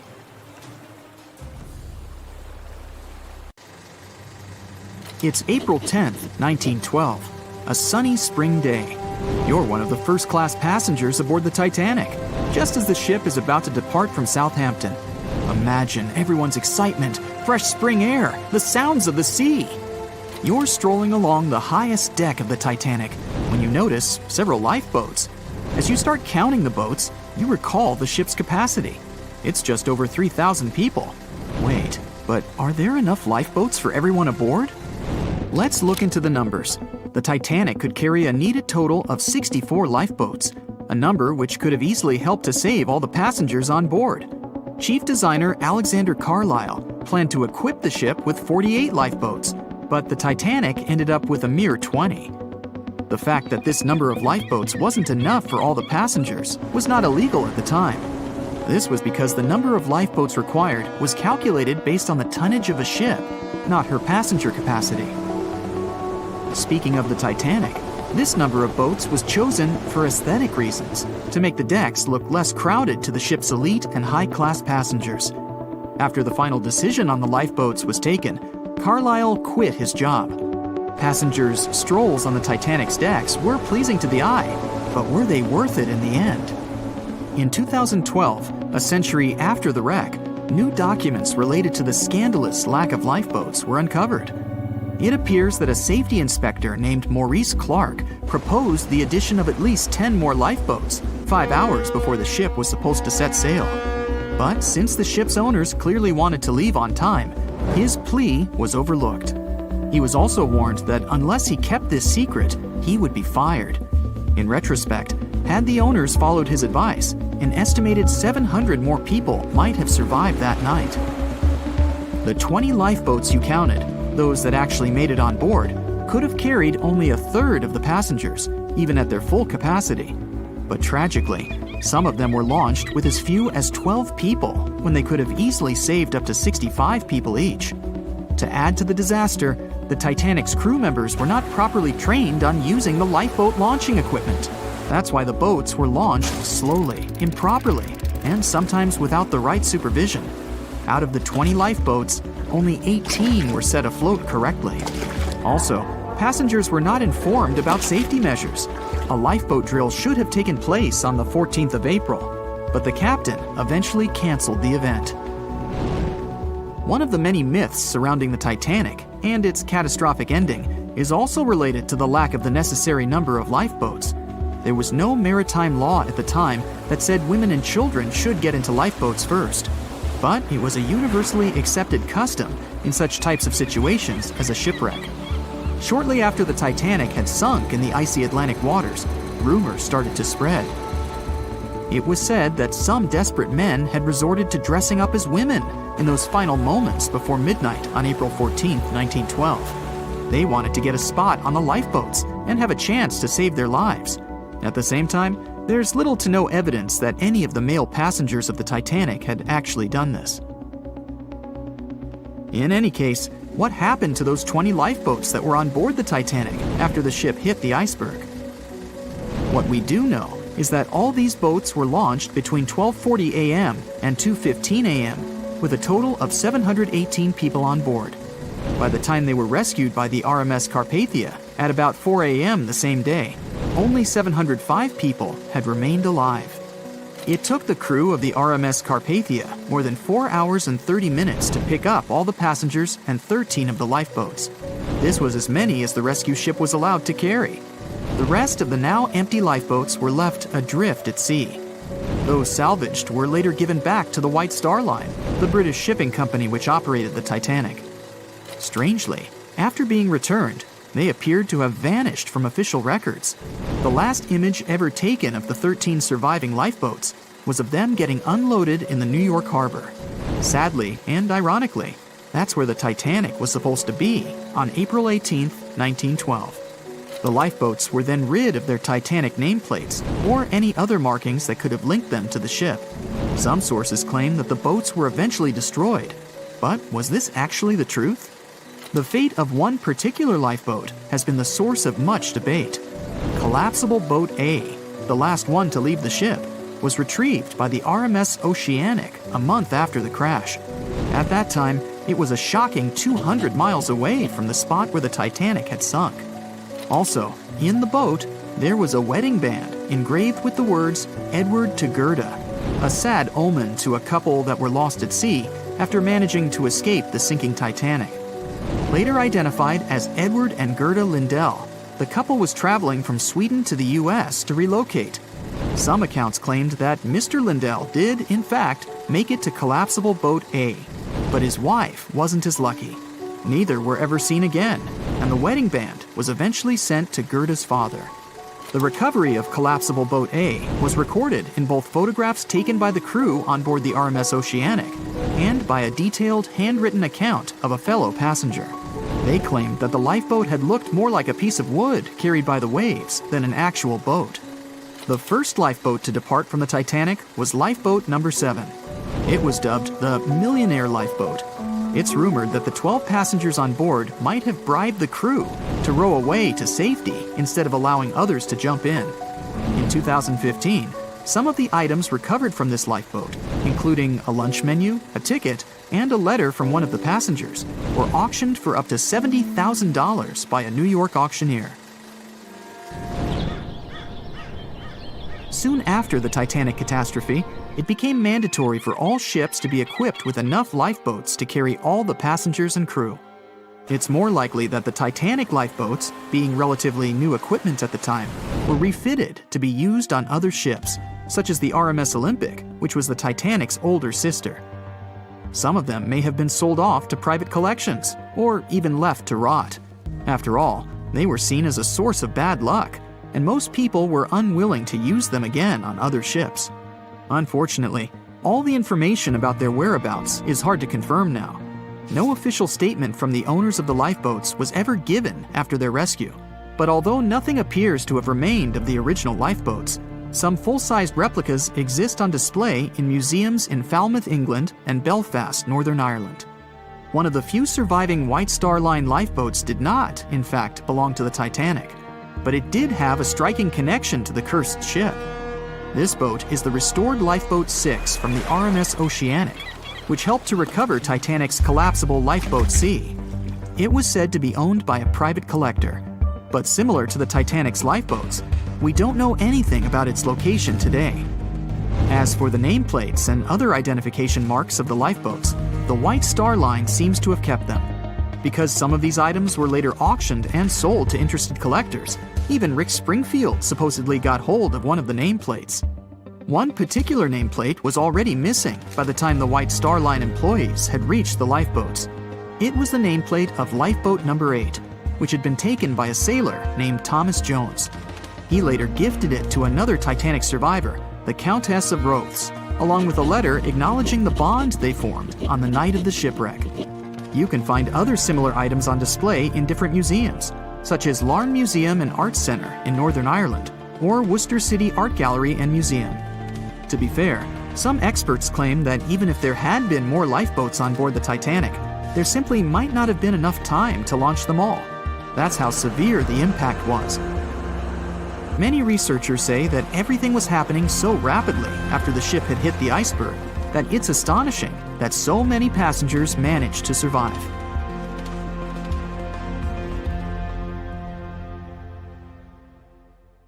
April 14, 1912. The dark night was filled with horrible sounds of a giant metal vessel breaking into two. The largest ship of that time collided with an iceberg that was on its way. The Titanic, one of the biggest stories of the 20th century that people still talk about.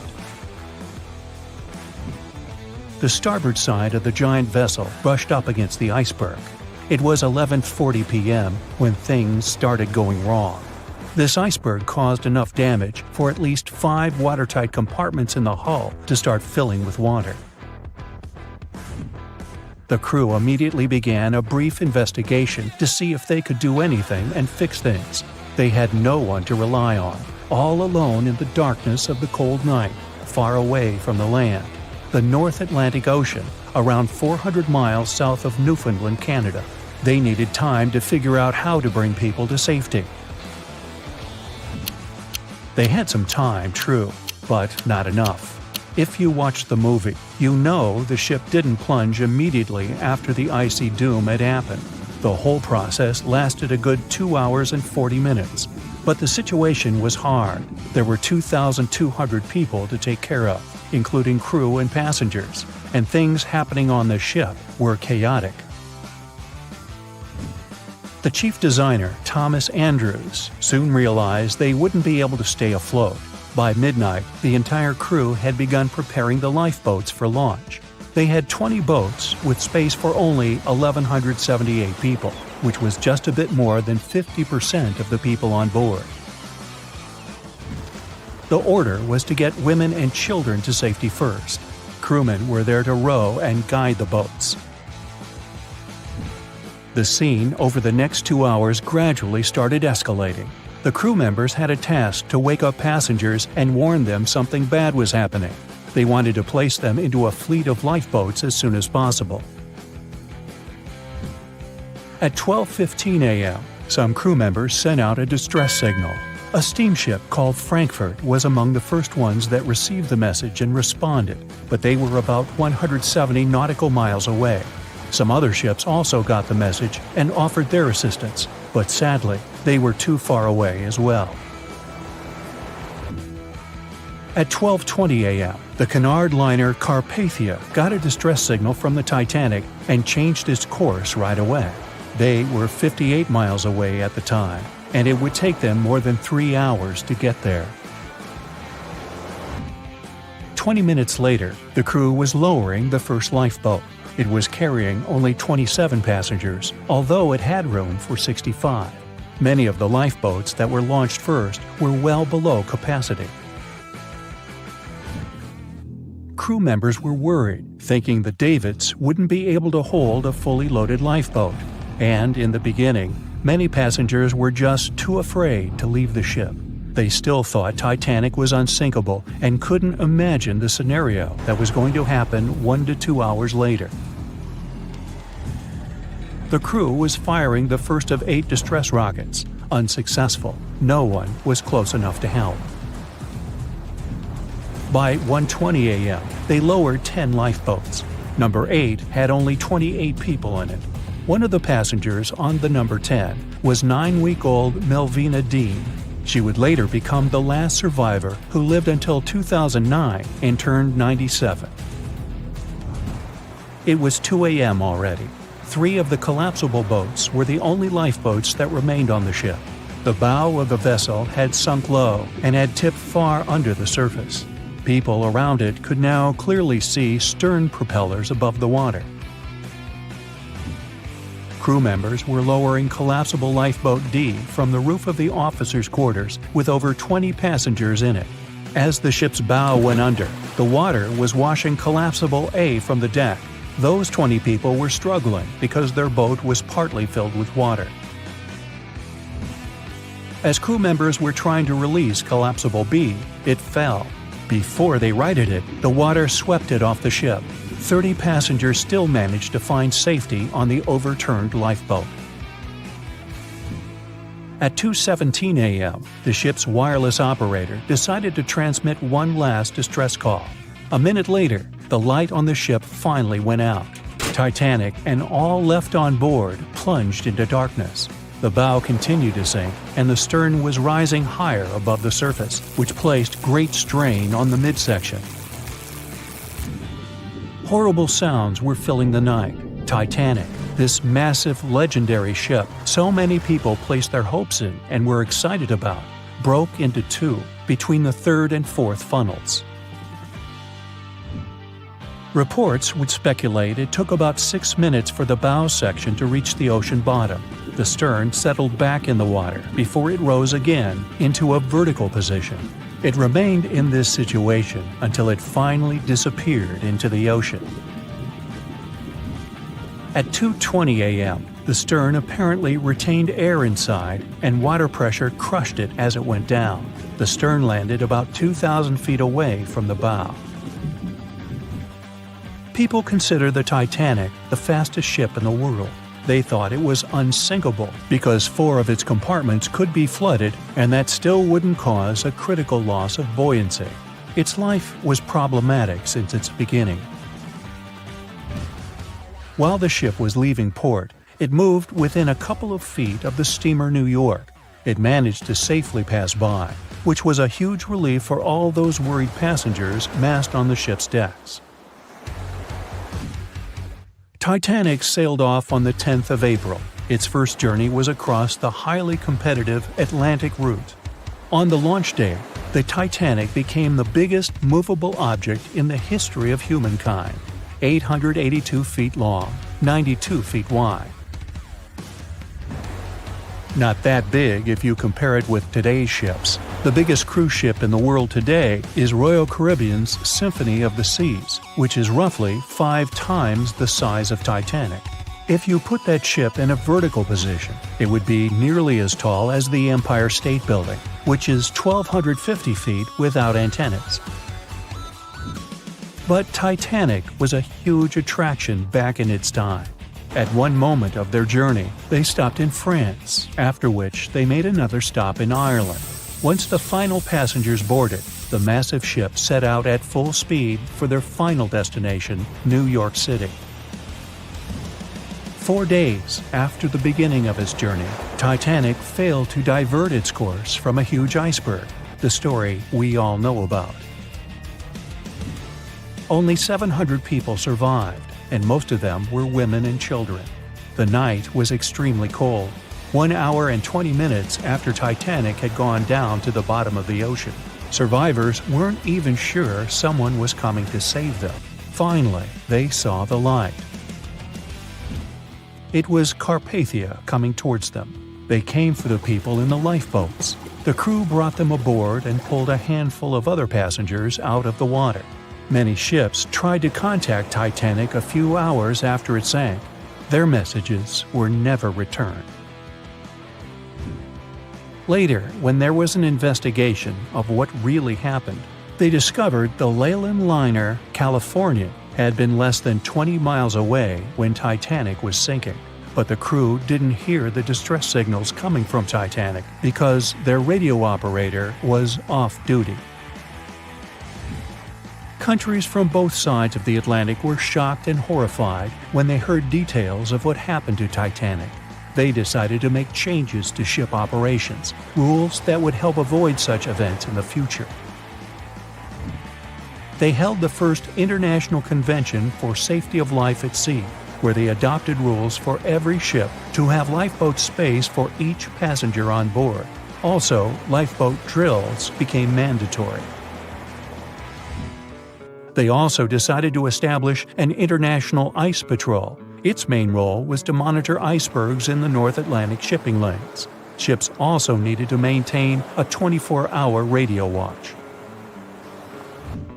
Titanic wasn't built alone. Because of the size of this magnificent ship and all the new equipment it required, it would have been too expensive as a one-off. So the team built the Titanic alongside 2 sister ships, and both of them had eventful lifetimes. RMS Olympic came first. It was launched in 1910, and for a whole year was the biggest liner in the world. The Britannic was another sister ship that sailed for a while before it too ended down on the ocean bottom. But only Titanic became a legend and one of the most fascinating stories of modern history. April 14, 1912.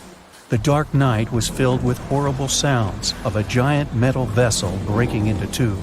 The largest ship of that time collided with an iceberg that was on its way. The Titanic, one of the biggest stories of the 20th century that people still talk about. The starboard side of the giant vessel brushed up against the iceberg. It was 11:40 p.m. when things started going wrong. This iceberg caused enough damage for at least 5 watertight compartments in the hull to start filling with water. The crew immediately began a brief investigation to see if they could do anything and fix things. They had no one to rely on, all alone in the darkness of the cold night, far away from the land. The North Atlantic Ocean, around 400 miles south of Newfoundland, Canada. They needed time to figure out how to bring people to safety. They had some time, true, but not enough. If you watched the movie, you know the ship didn't plunge immediately after the icy doom had happened. The whole process lasted a good 2 hours and 40 minutes. But the situation was hard. There were 2,200 people to take care of, including crew and passengers, and things happening on the ship were chaotic. The chief designer, Thomas Andrews, soon realized they wouldn't be able to stay afloat. By midnight, the entire crew had begun preparing the lifeboats for launch. They had 20 boats with space for only 1,178 people, which was just a bit more than 50% of the people on board. The order was to get women and children to safety first. Crewmen were there to row and guide the boats. The scene over the next 2 hours gradually started escalating. The crew members had a task to wake up passengers and warn them something bad was happening. They wanted to place them into a fleet of lifeboats as soon as possible. At 12:15 a.m., some crew members sent out a distress signal. A steamship called Frankfurt was among the first ones that received the message and responded, but they were about 170 nautical miles away. Some other ships also got the message and offered their assistance, but sadly, they were too far away as well. At 12:20 a.m., the Cunard liner Carpathia got a distress signal from the Titanic and changed its course right away. They were 58 miles away at the time, and it would take them more than 3 hours to get there. 20 minutes later, the crew was lowering the first lifeboat. It was carrying only 27 passengers, although it had room for 65. Many of the lifeboats that were launched first were well below capacity. Crew members were worried, thinking the Davids wouldn't be able to hold a fully loaded lifeboat. And in the beginning, many passengers were just too afraid to leave the ship. They still thought Titanic was unsinkable and couldn't imagine the scenario that was going to happen 1 to 2 hours later. The crew was firing the first of 8 distress rockets. Unsuccessful. No one was close enough to help. By 1:20 a.m., they lowered 10 lifeboats. Number 8 had only 28 people in it. One of the passengers on the number 10 was 9-week-old Melvina Dean. She would later become the last survivor who lived until 2009 and turned 97. It was 2 a.m. already. 3 of the collapsible boats were the only lifeboats that remained on the ship. The bow of the vessel had sunk low and had tipped far under the surface. People around it could now clearly see stern propellers above the water. Crew members were lowering collapsible lifeboat D from the roof of the officers' quarters with over 20 passengers in it. As the ship's bow went under, the water was washing collapsible A from the deck. Those 20 people were struggling because their boat was partly filled with water. As crew members were trying to release collapsible B, it fell. Before they righted it, the water swept it off the ship. 30 passengers still managed to find safety on the overturned lifeboat. At 2:17 a.m., the ship's wireless operator decided to transmit one last distress call. A minute later, the light on the ship finally went out. Titanic and all left on board plunged into darkness. The bow continued to sink, and the stern was rising higher above the surface, which placed great strain on the midsection. Horrible sounds were filling the night. Titanic, this massive, legendary ship so many people placed their hopes in and were excited about, broke into 2 between the 3rd and 4th funnels. Reports would speculate it took about 6 minutes for the bow section to reach the ocean bottom. The stern settled back in the water before it rose again into a vertical position. It remained in this situation until it finally disappeared into the ocean. At 2:20 a.m., the stern apparently retained air inside and water pressure crushed it as it went down. The stern landed about 2,000 feet away from the bow. People consider the Titanic the fastest ship in the world. They thought it was unsinkable because 4 of its compartments could be flooded and that still wouldn't cause a critical loss of buoyancy. Its life was problematic since its beginning. While the ship was leaving port, it moved within a couple of feet of the steamer New York. It managed to safely pass by, which was a huge relief for all those worried passengers massed on the ship's decks. Titanic sailed off on the 10th of April. Its first journey was across the highly competitive Atlantic route.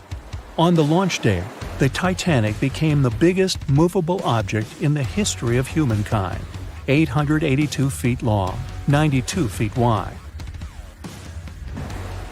Not that big if you compare it with today's ships. The biggest cruise ship in the world today is Royal Caribbean's Symphony of the Seas, which is roughly 5 times the size of Titanic.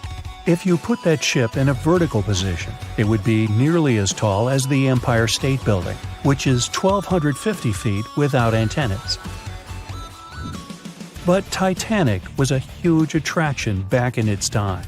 At one moment of their journey, they stopped in France, after which they made another stop in Ireland. Once the final passengers boarded, the massive ship set out at full speed for their final destination, New York City. 4 days after the beginning of its journey, Titanic failed to divert its course from a huge iceberg, the story we all know about. Only 700 people survived, and most of them were women and children. The night was extremely cold, 1 hour and 20 minutes after Titanic had gone down to the bottom of the ocean. Survivors weren't even sure someone was coming to save them. Finally, they saw the light. It was Carpathia coming towards them. They came for the people in the lifeboats. The crew brought them aboard and pulled a handful of other passengers out of the water. Many ships tried to contact Titanic a few hours after it sank. Their messages were never returned. Later, when there was an investigation of what really happened, they discovered the Leyland liner California had been less than 20 miles away when Titanic was sinking. But the crew didn't hear the distress signals coming from Titanic because their radio operator was off duty.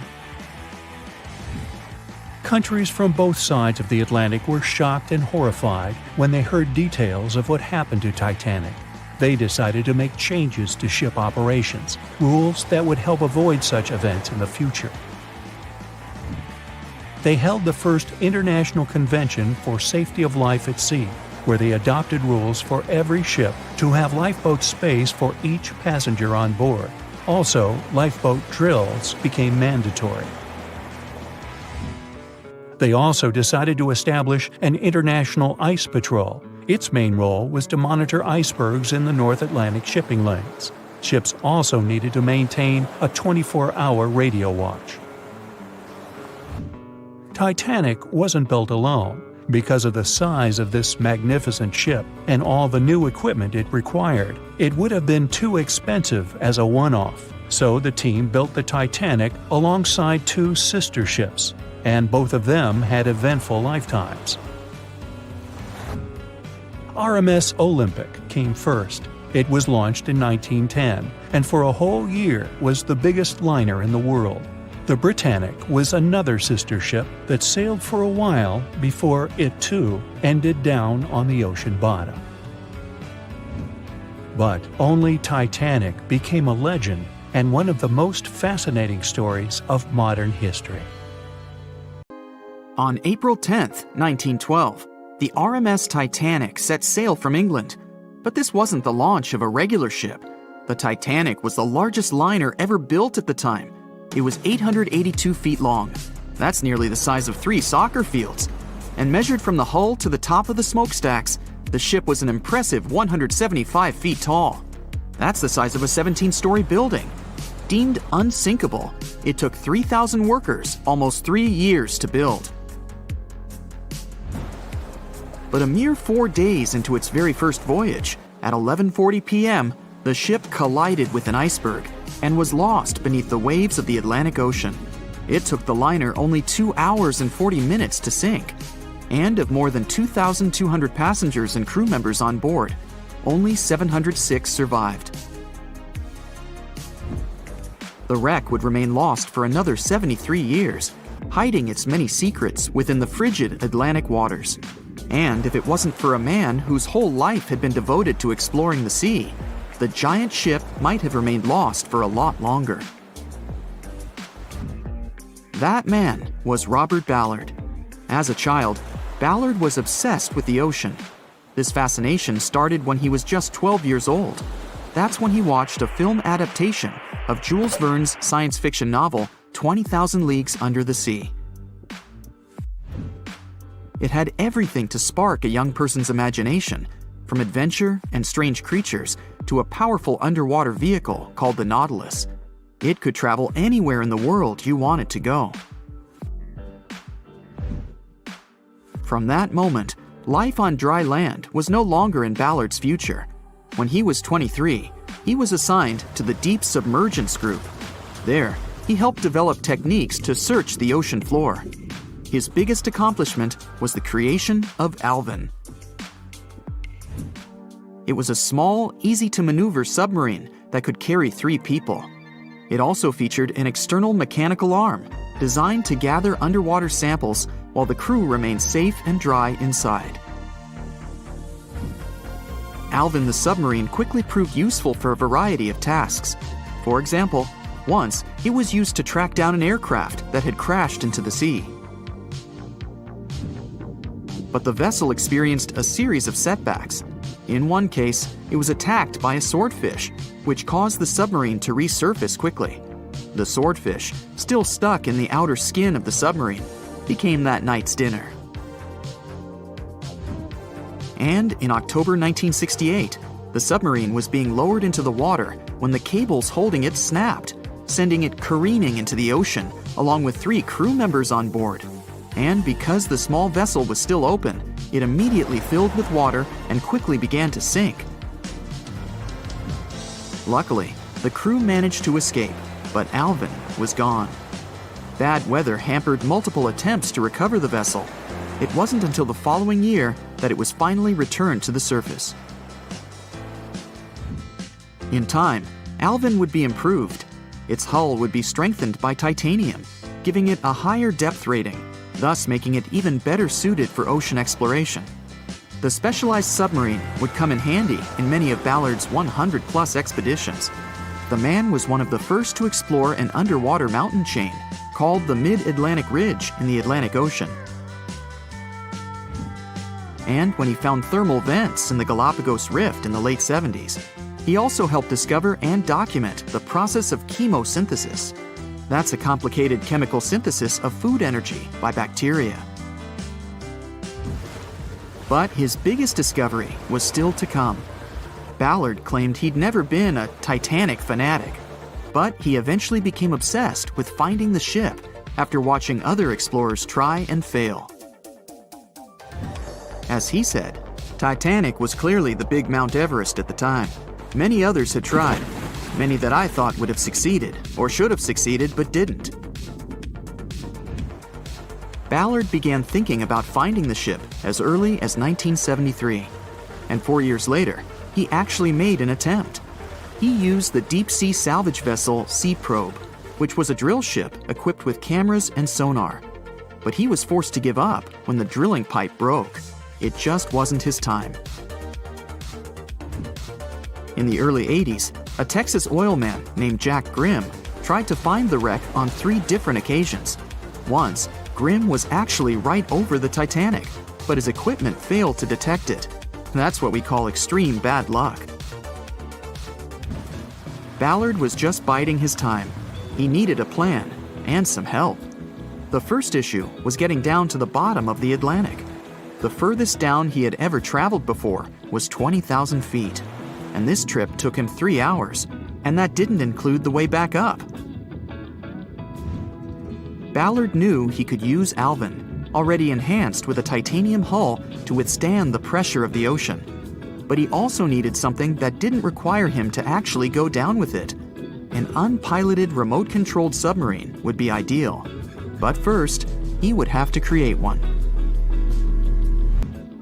He reached out to the authorities, hoping they would provide funding for his project. And though officials had no interest in the Titanic, they were willing to help. But there was a catch. Ballard had to first focus on tracking down 2 submarines, the Thresher and the Scorpion, which had sunk to the bottom of the Atlantic Ocean in the 1960s.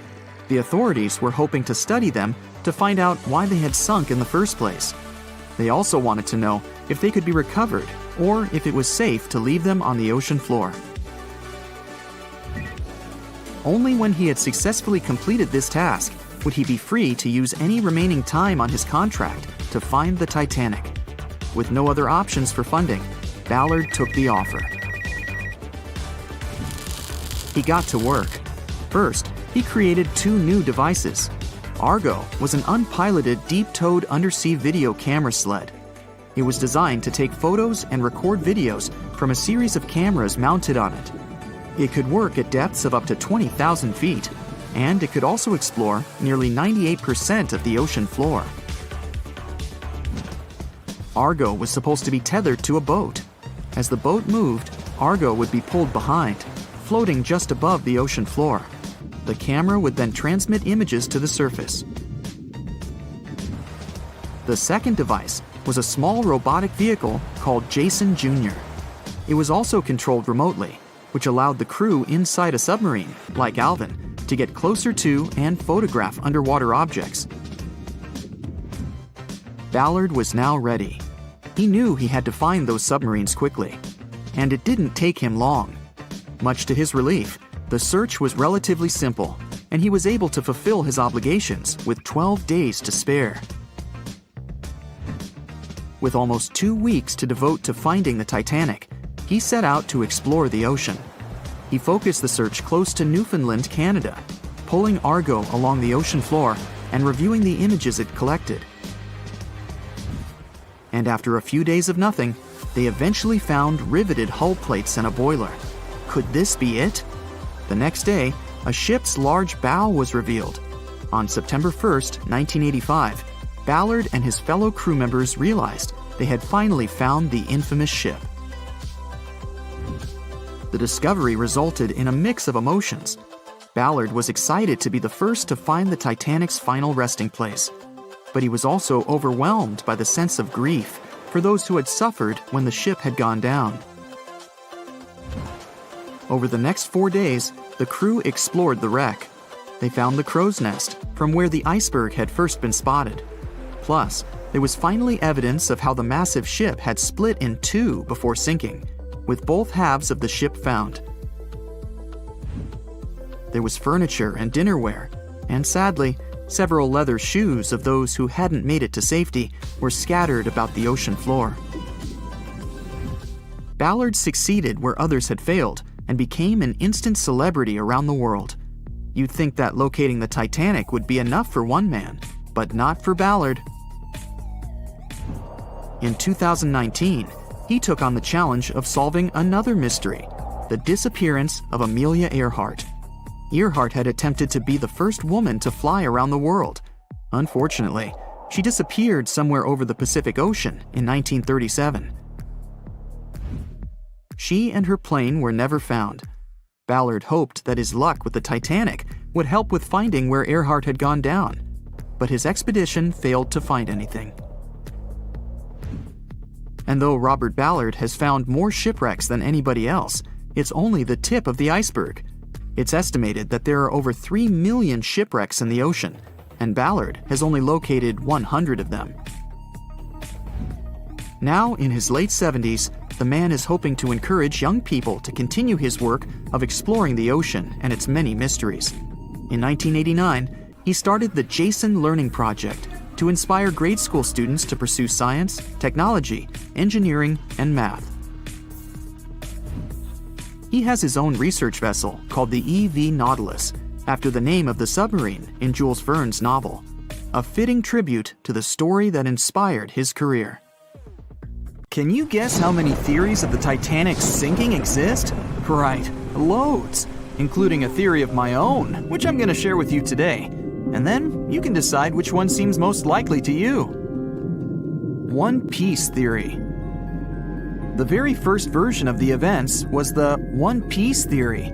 It's very simple and basically claims that the sinking happened without any breakups. 2:15 a.m., the ship collides with an iceberg. 2:18 a.m., the lights go out. The ship reaches an angle of 45 degrees and then quickly begins its final plunge into the ocean depths. 2:20 a.m., only about 3 minutes later, the RMS Titanic disappears under the surface of the ocean for good. The liner doesn't break, it just goes down as a whole piece. Of course, this can't be true. In April 1912, the Titanic was not only the largest ship in the world, but also the largest ship ever built. It's hard to believe that such a heavy vessel could have gone down without breaking. That's just impossible. Well, I mean, you can't blame the theorists. Before we found the wreckage, there were no other theories. Wait a minute, or were there? The day after the disaster, the survivors gave their interviews. They talked about what had happened, and some of them claimed that the ship had actually broken in two when it had been flooded. For example, Jack Thayer, a 17-year-old boy, outlined the sinking as he remembered it, and L.D. Skidmon drew a sketch based on his description. The picture clearly showed the ship breaking in half. But no one believed Jack or other witnesses. There was no evidence, so their claims were received with a grain of salt.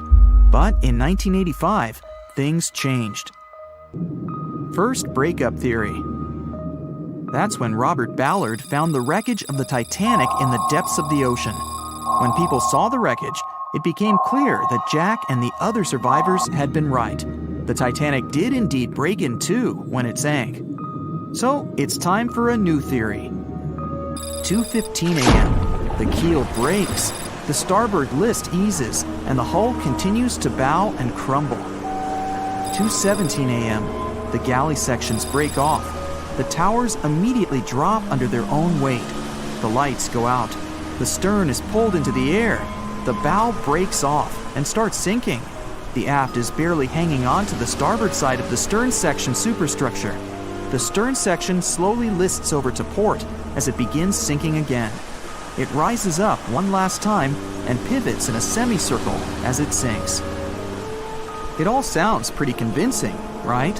But people began to find plot holes in this theory. For example, the Titanic couldn't have held together until it reached such a high angle. The breakup would have had to begin much earlier. This only meant there was still a vast field for research and speculations. So people started to come up with their own possible scenarios.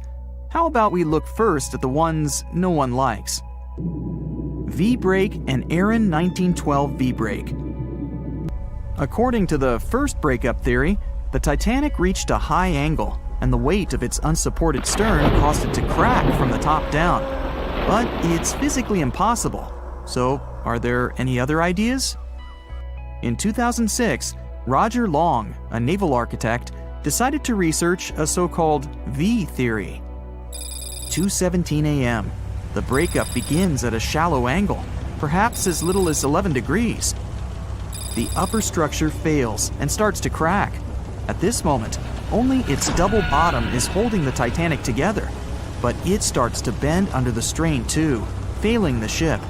Water is pouring through the crack. It increases the weight in between the two sections, bending the Titanic the other way and pulling it into shape somewhat resemblant to the letter V.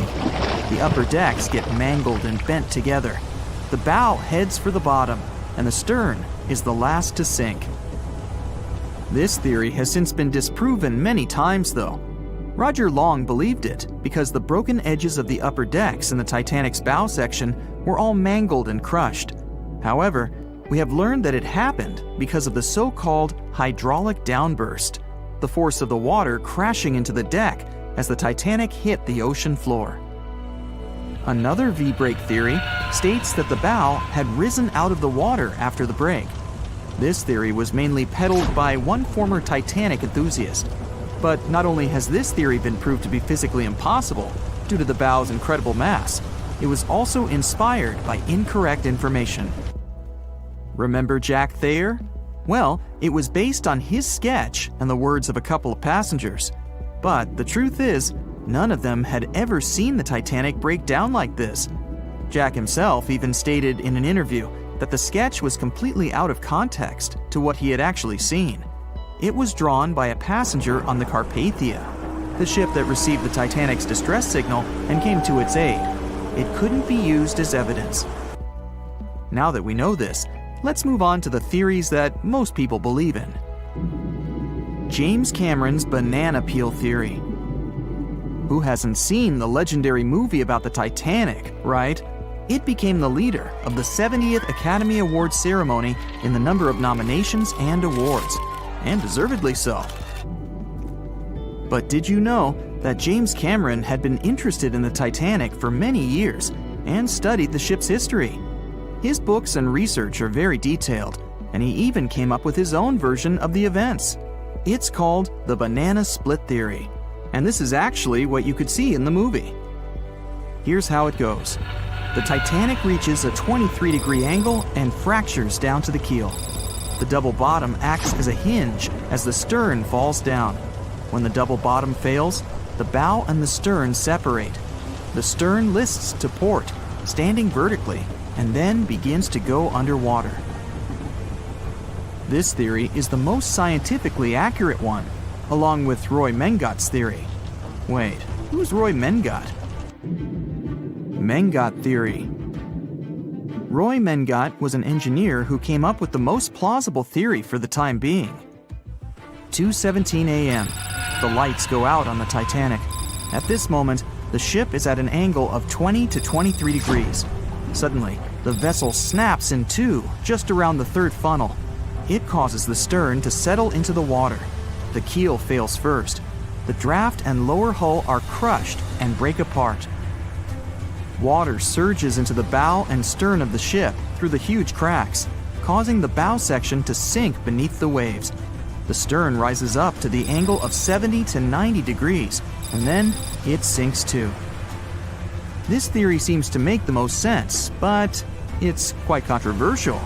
The survivors who saw the breakup stated that the stern had settled back with the bow completely missing.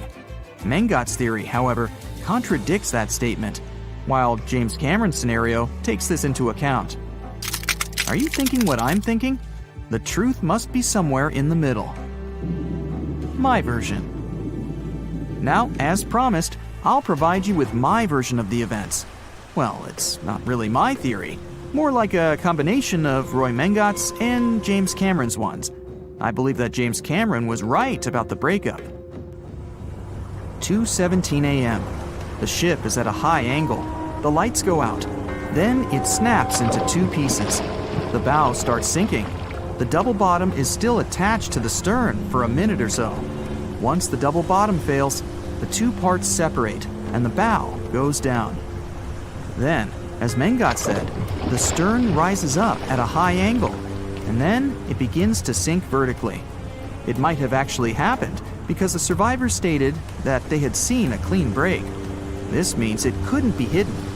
And they had also seen the stern staying vertically in the air for a long enough time, probably a few minutes, before disappearing. Anyways, all of these are just speculations.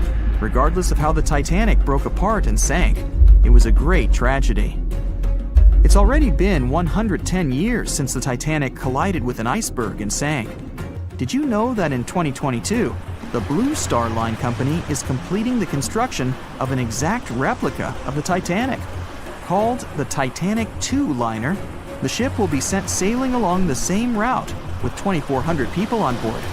Let's hope that everything goes well for them. April 1912 marked one of the most terrible tragedies in the history of the world. The most unsinkable vessel, the pinnacle of engineering at that time, the huge Titanic, sank. On that dark, moonless night, the ship had many chances to save its passengers. There was another ship just a few miles away that could have saved the Titanic, but it didn't. It wasn't a phantom ship, and it's not some legend or a theory. This is a documented reality. There are records and witnesses' statements confirming this. But why didn't this ship help? Let's find out what happened that night by looking at these events from 3 different points of view. Let's start with the Titanic version. 11:30 p.m. The moon hides behind black clouds. Visibility is bad. Everything is calm on the Titanic. Under the captain's guidance, the communications operator stays in touch with the mainland through the radio. At this moment, some stranger breaks into the frequency, interrupting the operator's communication. It's unclear what this strange man wants and what he's talking about. The operator doesn't try to figure it out.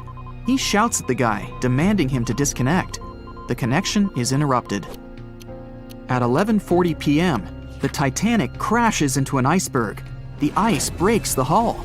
Water begins to flood the lower decks. Nobody is panicking yet. 20 minutes later, at midnight, the ship's crew sends a distress signal through the radio frequency. Few people understand how bad the situation really is. After 20 minutes, at 12:20 a.m., they start lowering lifeboats with passengers. At 12:25 a.m., they receive a response to the distress signal. This is RMS Carpathia. Their captain reports they're already sailing at maximum speed towards the Titanic. But the problem is that the crash site is 58 miles away. This means Carpathia will only be here in 4 hours. At 12:45 a.m., the sinking ship's crew release rockets into the air. These flares are one of the main reasons for the terrible fate of many passengers, but more on that later. 90 minutes later, the Titanic's deck breaks and the ship dives underwater. At 4:10 a.m., the Carpathia finally arrives at the shipwreck location. The crew members make heroic efforts to save all the people. They take 705 survivors on board. At this moment, another ship appears.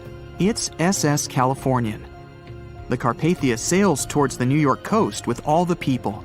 The Californian floats in search of passengers and finds nothing but wreckage. The ship was only a few miles away while the Titanic sank into the icy water. The Californian could have saved these people, but did nothing.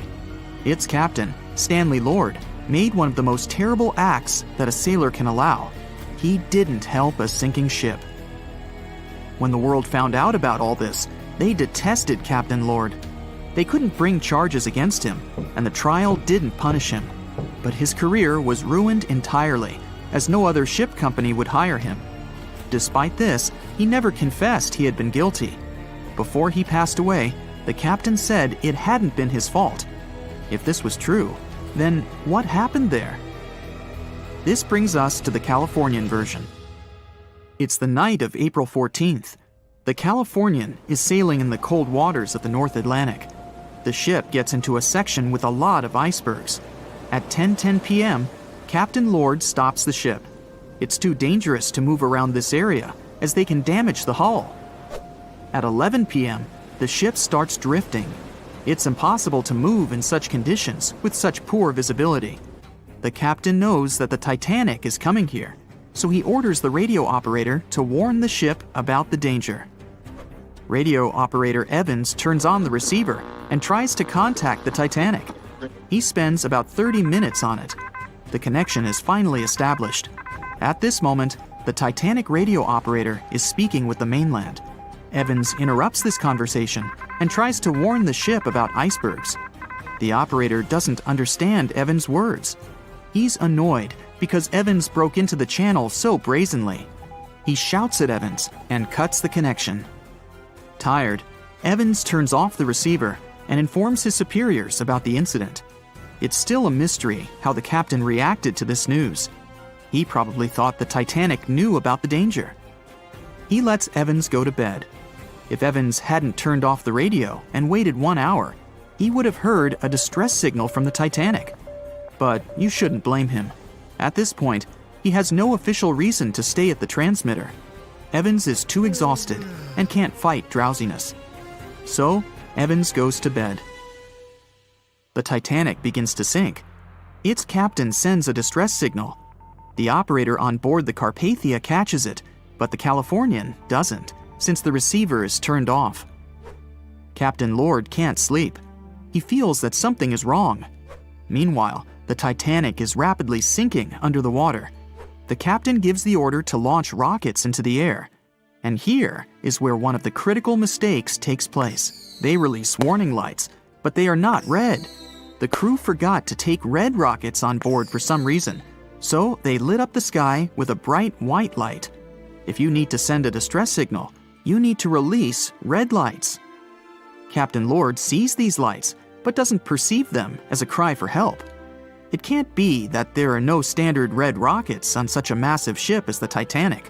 But, unfortunately, it can. Captain Lord thinks the Titanic is sailing away. Perhaps there is some unknown reason behind those white lights, but he doesn't really know. So, Captain Lord has no idea that the Titanic is sinking. He still decides to contact the ship, but this time, not through radio communication. Captain Lord doesn't wake up the radio operator and sends a signal to the Titanic through a signal lamp. It's important to understand that many old-school captains didn't take radio communication seriously.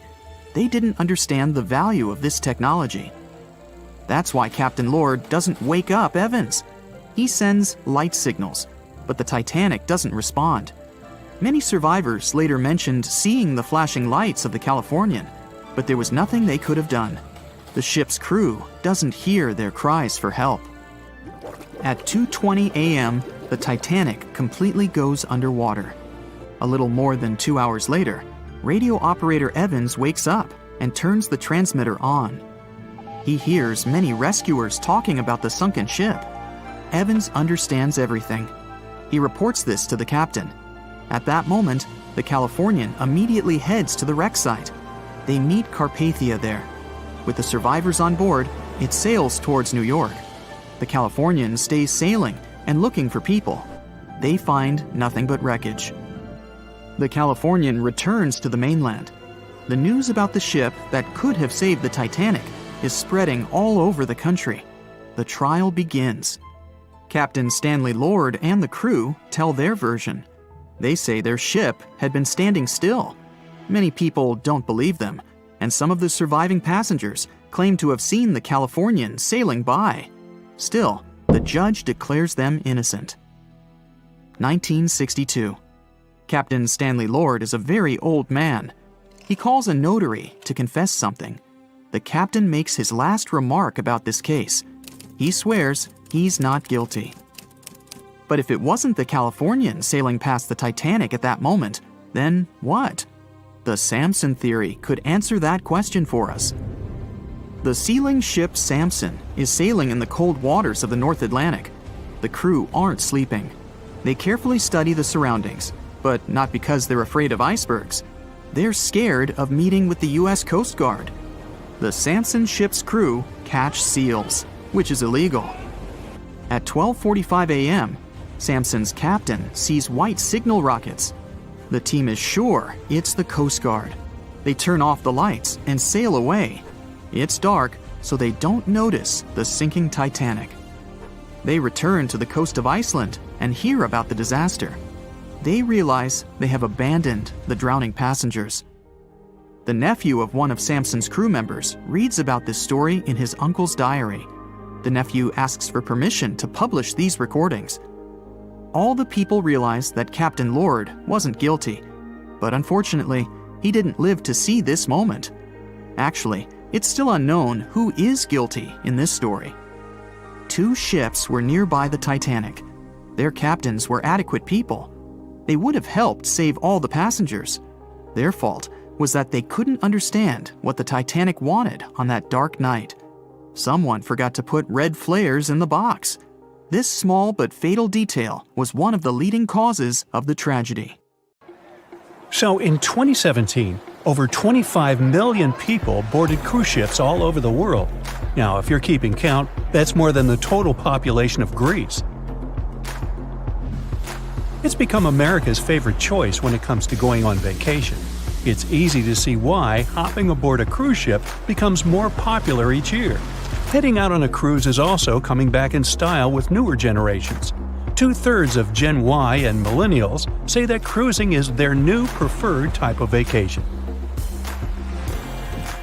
How's that? Well, let's see. It's easy to plan in advance. On board, you can find activities for all family members, and you get a chance to visit several different destinations in one trip. An added bonus of booking a cruise?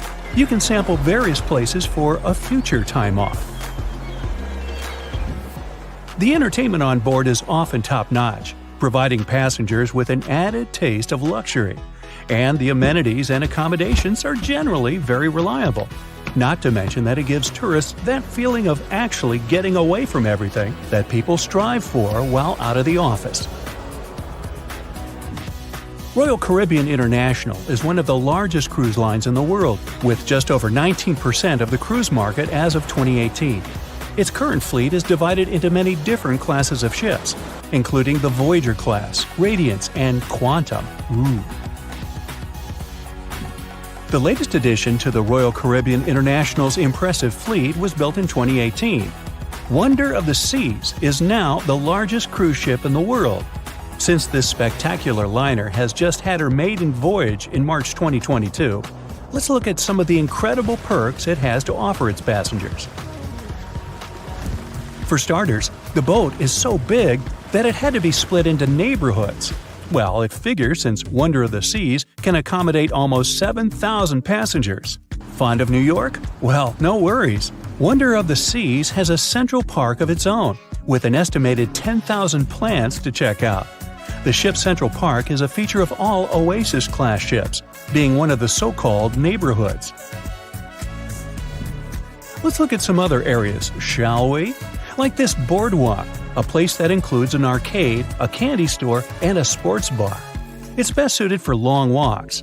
There's a pool and sports zone on Wonder of the Sea. These areas feature the ship's numerous pools and hot tubs. There are many activities to check out on the sports court. Then there's the Royal Promenade, or Promenade if you prefer. That's the main road on Wonder of the Seas, with bars, lounges, and places to grab a cup of coffee, or a luxurious latte. The entertainment neighborhood is the focal point for leisure activities on the ship. Here, guests can find a comedy club, an ice skating rink, and even a theater. The spa and fitness area is a tranquil zone with a huge array of treatments available. The fitness center is free of charge, by the way, so there's no excuse for guests to skip a leg day. An extra eighth zone was added to Wonder of the Seas. It's called the Suite Neighborhood. This is an exclusive area designed for guests staying in the suites. Oh, now I get it. It's located at the top of the ship. Guests here have designated staff members called Royal Genies. Yeah, if you rub a lamp in your suite, they appear. Nah, not really. The genies are similar to butlers. They can cater to just a few cabins. Of course, the cruise line wants to divert other guests from asking these crew members various questions and taking their time. That's why the genies don't wear name tags in public areas. As for its itinerary, Wonder of the Seas was initially supposed to be homeported in China, but Royal Caribbean decided to move the liner to the United States. In March 2022, the ship started its journey with 7-night Eastern and Western Caribbean itineraries. In May 2022, Wonder of the Seas is scheduled for a trip to Europe, with Western Mediterranean cruises from Barcelona and Rome planned for its guests. Passengers will also be able to visit Palma de Mallorca, Spain, and Capri, Italy. When the summer season is over, Wonder of the Seas is scheduled to return to Florida to offer year-round sailing starting November 2022. And by the way, there is no truth to the rumor that a special cruise only for highly allergic and hay fever sufferers will be called the Wonder of the Sneeze. Nope, not at all. Now, it's hard to imagine a ship so massive that can accommodate so many amenities on board. For example, the Titanic was the largest ship of its time, measuring 882 feet in length. And Wonder of the Seas is not only 1,188 feet long, it's also 36% taller and 34% wider. Speaking of lifeboats, which I am about to, Titanic had a mere 20 lifeboats on board, which was tragically not enough to fit all the passengers after the ship hit the iceberg. But Wonder of the Seas has an even smaller number of lifeboats, 18 to be precise. Sounds weird and dangerous? Well, not really, given that each of these lifeboats can accommodate up to 370 people. It means that all the passengers and crew members, an estimated 8,000 people if fully booked, are going to be safe in case of an emergency.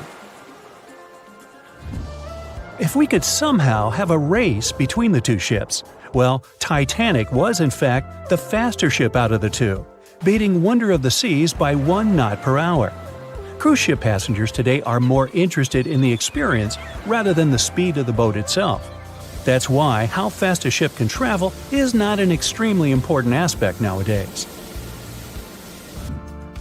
In terms of costs, Titanic cost around $7.5 million at the time of its construction. It's the equivalent of about $200 million today. How about Wonder of the Seas? Well, it cost a staggering $1.35 billion to build, making it 6 times more expensive than the Titanic. How about we compare ticket prices? Well, in this case, the least expensive ticket on Titanic was £7. It's about $1,000 today. The cheapest ticket on Wonder of the Seas is currently $423, but prices may vary depending on the location, season, itinerary, and how much you tip your royal genie. And I know you were going to ask, how about icebergs? Well, Titanic steamed in the frigid North Atlantic, where you had to be on the lookout for those. Wonder of the Seas will be cruising the balmy Caribbean, where the worst thing you can hit on is 17 in blackjack. Oops, busted. Anyway, set side by side with its other sisters from the Royal Caribbean Fleet, Wonder of the Seas is equally as impressive. The company's earliest ships could host about 2,500 people. This included passengers and the staff. Such ships were Splendor of the Seas, Legends of the Seas, and the smallest of them all, Thumbelina of the Seas. No, wait, that should be Empress of the Seas. Oops, my bad. The largest ships in the company's fleet can now house about 9,000 people altogether. That's almost 3 times the size and capacity of the earlier liners. Wonder of the Seas is one of them, as well as Harmony of the Seas and Symphony of the Seas. Are you seeing a pattern here? Yep, if you ever encounter a ship with Of the Seas in its name, it's safe to assume it belongs to Royal Caribbean. But if it's a can of tuna, it might actually be Chicken of the Sea. Hey, I like tuna. Now, choosing between cruise ships based on their size is like wondering if you should visit your local museum or the Louvre in Paris. It all depends on your preferences. Some families prefer small settings. Others are fan of large spaces that can provide everything they need. Historically, it's equally as exciting how far we've come in terms of maritime transportation. The SS Royal William, for example, was the first boat to ever make a transatlantic voyage almost entirely steam-powered in 1833.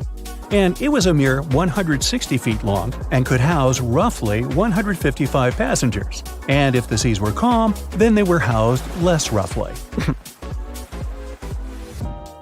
Similarly, the first modern megaship in the world was the MS Sovereign of the Seas. Launched in 1987, it was only 888 feet long and could carry a little under 3,000 passengers. Size and capacity are not the single improvements added to newer cruise ships out there. Recent technological developments in artificial intelligence and facial recognition have allowed cruise operators to ensure faster, smoother boarding for passengers. If, in the past, it took from 60 to 90 minutes for all passengers to board a ship, nowadays, cruise ship operators manage to get people comfortably settled in less than 15 minutes. Now, I'm sure you're already eager to book a ticket, but let's look into some of the more interesting activities you can try on board Wonder of the Seas. This way, you'll know what you're getting yourself into. All Royal Caribbean ships have loads of artworks available for their guests to enjoy. But Wonder of the Seas goes above and beyond, even featuring statues of astronauts in key locations around the ship. You'll find the first astronaut looking through the glass at the promenade, while a second one is busy rock climbing at the boardwalk. The third and last astronaut is more of a movie fan. This statue can be found near the movie screen sitting area. Going astronaut sightseeing is proving to be quite the experience among guests. In the areas with no access to sunlight, Wonder of the Seas features virtual balconies. In case of bad weather, guests can still have a feeling of the outdoors, but without having to hide from wind or rain. Teenagers have a place of their own reserved on the ship. There's a special club with a private hot tub, selfie area, games, and comfortable seating. The inside part of this club features a vending machine, an interesting collection of literature, and tables for foosball. Well, sign me up. Staying in the water that's 70 degrees Fahrenheit for a long time definitely won't do your health any good. A water temperature of 50 degrees Fahrenheit is a nightmare. It feels much colder than the air of the same temperature. The passengers of the Titanic were in 28 degrees Fahrenheit water. Can you imagine how cold it was? Even the iceberg that the Titanic met was warmer.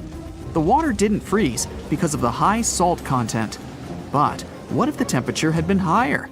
What if the Titanic had sunk in warm water, say 120 degrees Fahrenheit? Theoretically, this could have happened had the waters of the North Atlantic met a warm undercurrent from the southern part of the ocean on disaster day. But this heat wouldn't have been enough. The ocean area is too vast, and the temperature is too low at night. The warm undercurrent alone wouldn't have made a difference for people who were overboard. But if the Titanic had sunk in another place at one particular moment, perhaps then all people could have been saved, thanks to an incredible natural phenomenon. Now, on board everybody, our voyage to a parallel universe begins. It's a moonless night on April 14th through 15th. The Titanic crashes into an iceberg. Icy water floods the lower decks. The captain sends a distress signal. The nearest rescue ship, Carpathia, is 58 miles away from the sinking Titanic. At maximum speed, Carpathia will get there in 4 hours. That's quite long, even in warm tropical waters, since your body loses heat anyway. The Titanic begins to sink. The crew downs lifeboats. Some of the passengers jump overboard. The ship is going under the water. There are no boats left, so you jump along with other passengers. It feels as if you got inside a huge iceberg. The water is so cold that it's hard for you to move. You can't even scream because there's no air in your lungs. But at this moment, you feel a pleasant warmth coming from the depths. The heat rises above your knees and waist, then reaches your neck. Finally, you regain control of your muscles and can breathe deeply. You notice that all the other passengers feel the same warmth. The water becomes a little hot. It makes you happy. But in a moment, horror replaces your delight. The ocean begins to foam. And not because of the high temperature, but because something is rising from the ocean floor. You hear a heavy, low sound coming from the depths. It's not a sinking Titanic, but something bigger. You can see a huge iceberg nearby. It's melting, and a huge chunk is breaking off from it. 1,000,000 bubbles appear on the surface. Then you feel something hit you in the leg. Thousands of strange lightweight rocks are rising from below. There are also massive plates among them. People use them as lifeboats. You climb on one of those rocks and look at the ship. It doesn't sink, since all the water is bubbling and pushing the vessel up. You take one of the small rocks and understand everything. It's pumice. An underwater volcano has woken up right under the ship. Thousands of tons of volcanic rock are floating to the surface. When it erupts, its magma shakes the entire space, heats the water, and destroys the seabed. But it doesn't result in anything destructive on the surface. The enormous pressure of hundreds of millions of gallons of water suppresses the volcano's power. Molten rocks of the Earth's crust are pressed against the seabed, and pumice rises to the surface. And here's why it happens. The upper part of Earth consists of many solid parts, tectonic plates. These plates collide with each other and divide. And when one part separates from another, the magma immediately comes up. So, all volcanoes are these unstable fault sites. If the Titanic had sailed over one of these areas during an eruption, many passengers would have been saved. Back in the parallel universe, you notice the Titanic starts sinking again. The water is no longer bubbling. The volcano has gone out. In a matter of seconds, the ocean turns icy again. Fortunately, you have your pumice lifeboat. This is enough to wait for rescuers. But let's imagine a situation with no underwater volcano and an iceberg. A situation when the water was warm from the very beginning. One of the engines in the motor compartment of the ship breaks down. Several pipes burst because of increased pressure, and now there's a crack in the ship's body. Water is filling the lower decks. The ship is sinking. People evacuate on lifeboats. There's less panic since the night is warm and no one is freezing. Each passenger gets a life jacket. The ship is breaking. You understand that you have to jump. The Titanic goes underwater. Many passengers fall overboard in horror. They dive into the dark ocean and immediately come to the surface. Panic and complete chaos take over. The ship disappears in the dark, and finally, it's all silent. A few minutes pass, and you notice there's no panic at all. The water is warm. Almost all passengers have life jackets. Someone is floating on the wooden ship wreckage. After a couple of hours, the water no longer seems so comfortable. The ocean takes away your body heat. To keep warm, passengers swim closer to each other in a tight circle. Yeah, now it's quite possible to wait for another couple of hours till the rescuers come. People on lifeboats sail closer and take those who freeze on board.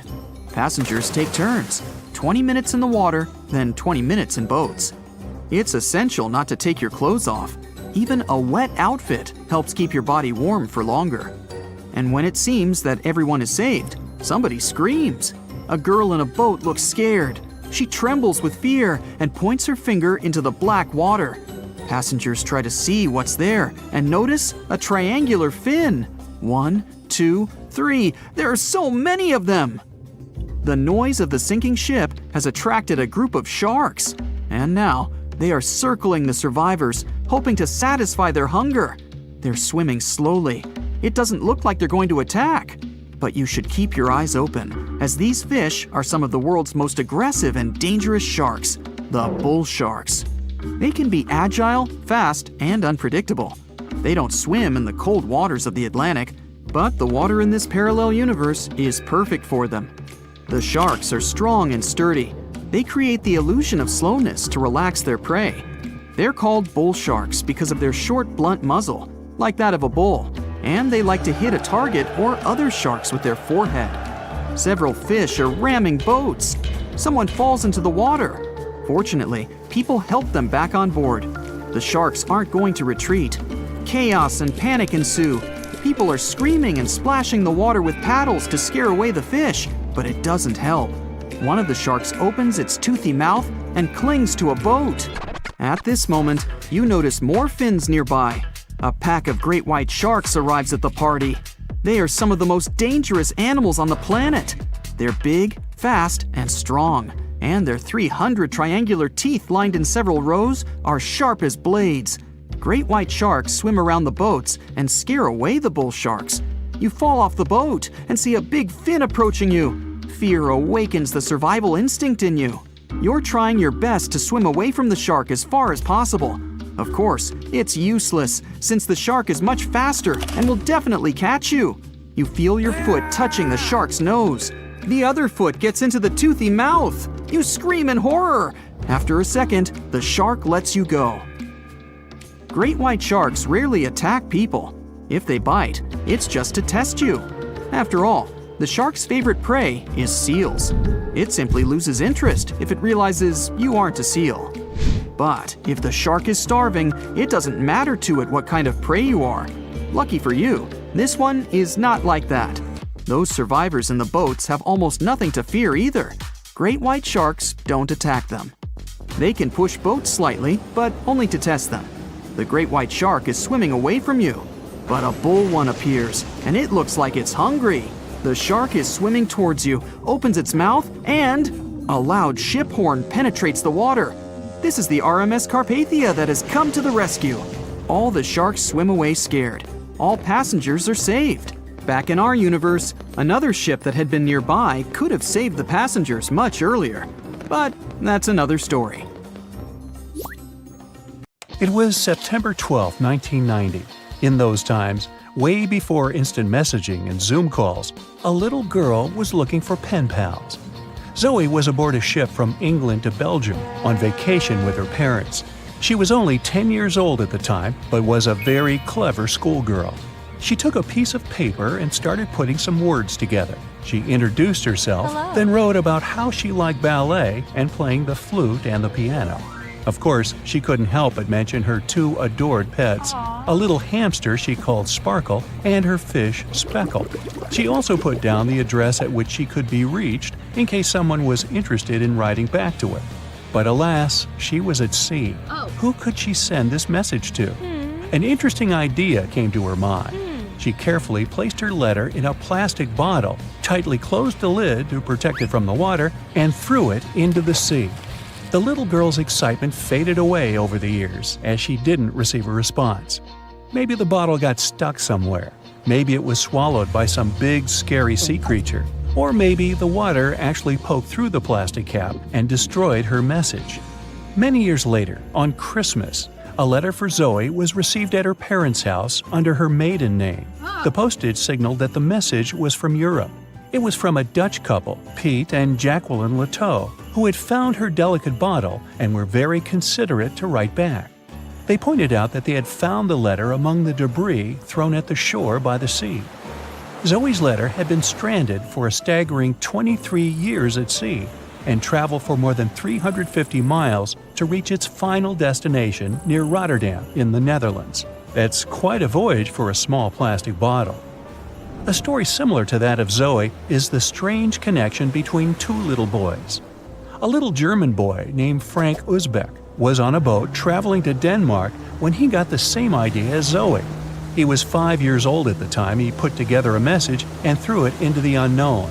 The year was 1987. He got his response years later when he was 29.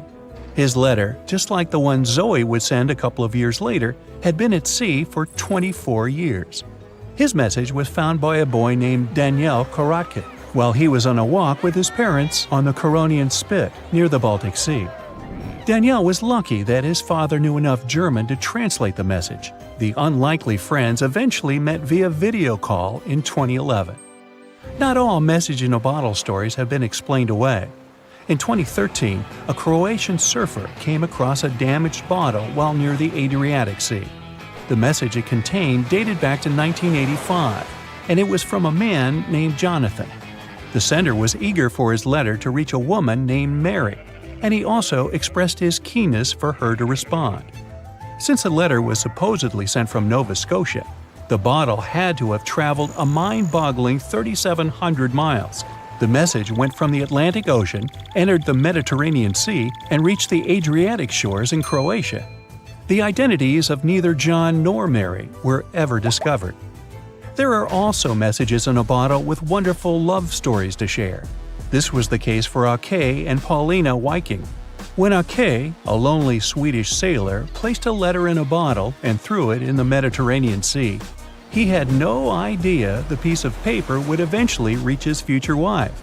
This was in the early 1950s. The bottle was found by an Italian man who was inspired enough to give it to his niece, Paulina. After a year of back-and-forth letters being exchanged, Ake and Paulina eventually met and got married.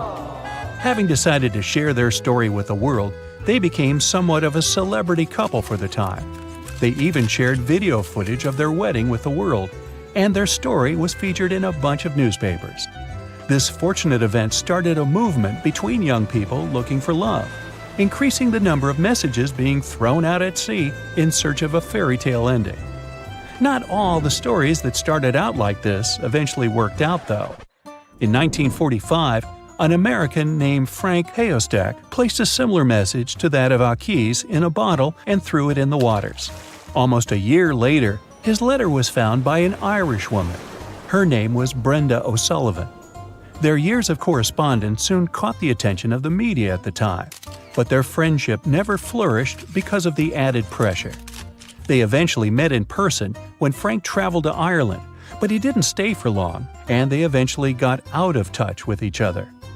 After Titanic met its strange ending, many bottles containing secret messages started to surface. Almost all of them proved to be counterfeited, apart from one letter. Years after Titanic had sunk in the icy Atlantic waters, a bottle was found on the Irish shores.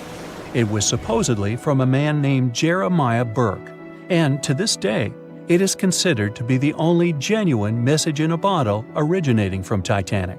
The piece of paper simply stated the sender's name and the location, the Titanic, accompanied by the word goodbye.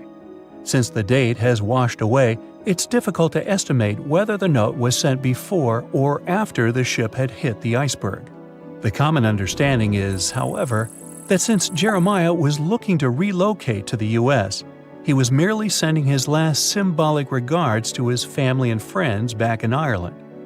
This simple way of meeting and sometimes corresponding with people has turned into a hobby for a man from a Canadian province named Prince Edward Island, located east of the U.S. state of Maine.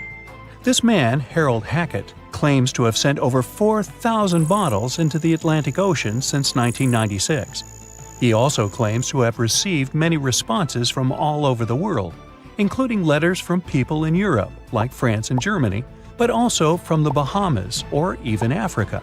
This unlikely pastime earns him about 150 Christmas cards from his pen pals each year. To this day, he refuses to add his phone number to any of his letters.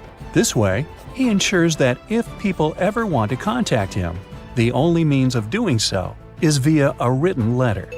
He's also studied the best times to send the messages in the water based on the direction of the winds and the currents.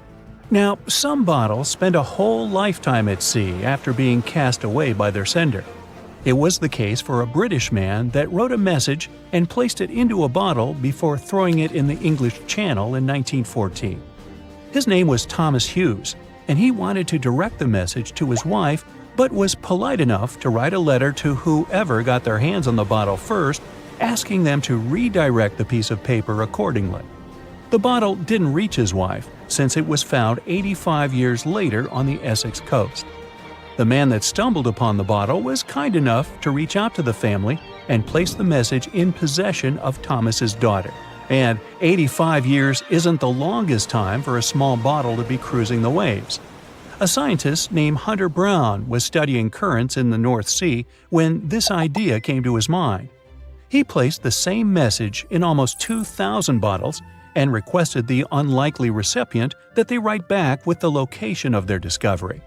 He thought this method would help him better understand the layout of the North Sea currents.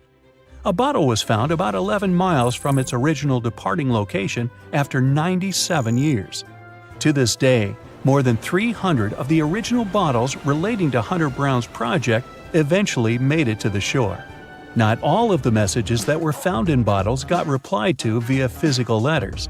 Oliver van de Walle threw a bottle containing a letter on the English coast while he was on vacation with his family. He was 14 at the time.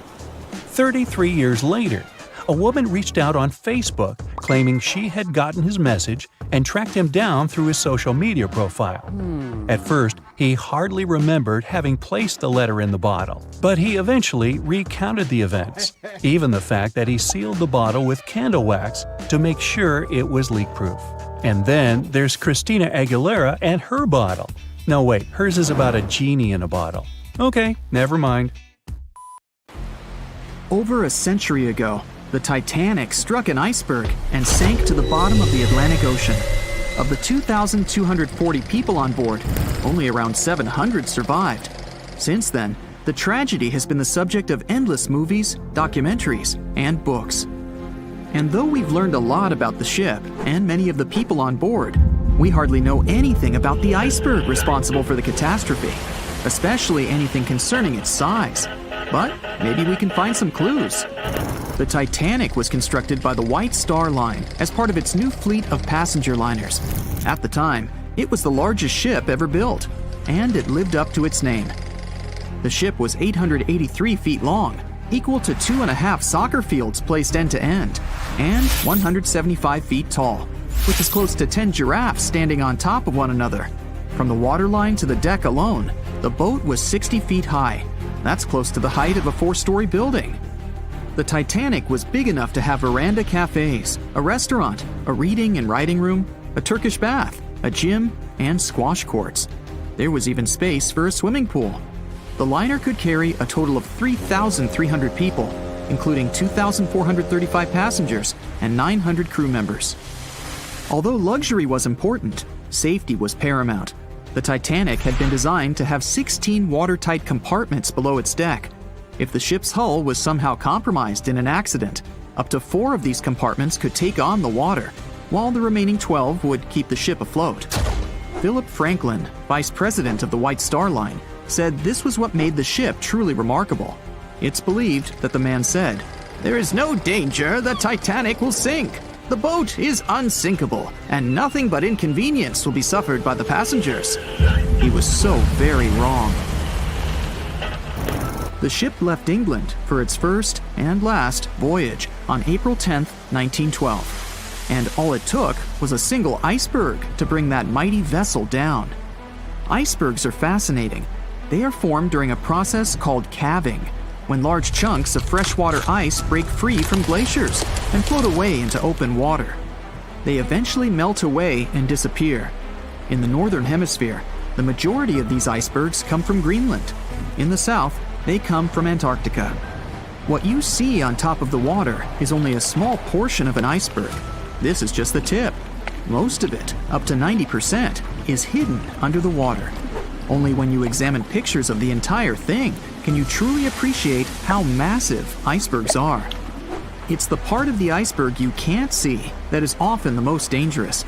Beneath the waves, it can have jagged edges in random places. A ship can easily get too close without realizing it, resulting in serious damage to the bottom of the boat. And it's not just big icebergs you have to watch out for. Smaller ones, which are more difficult to spot, can prove to be just as dangerous.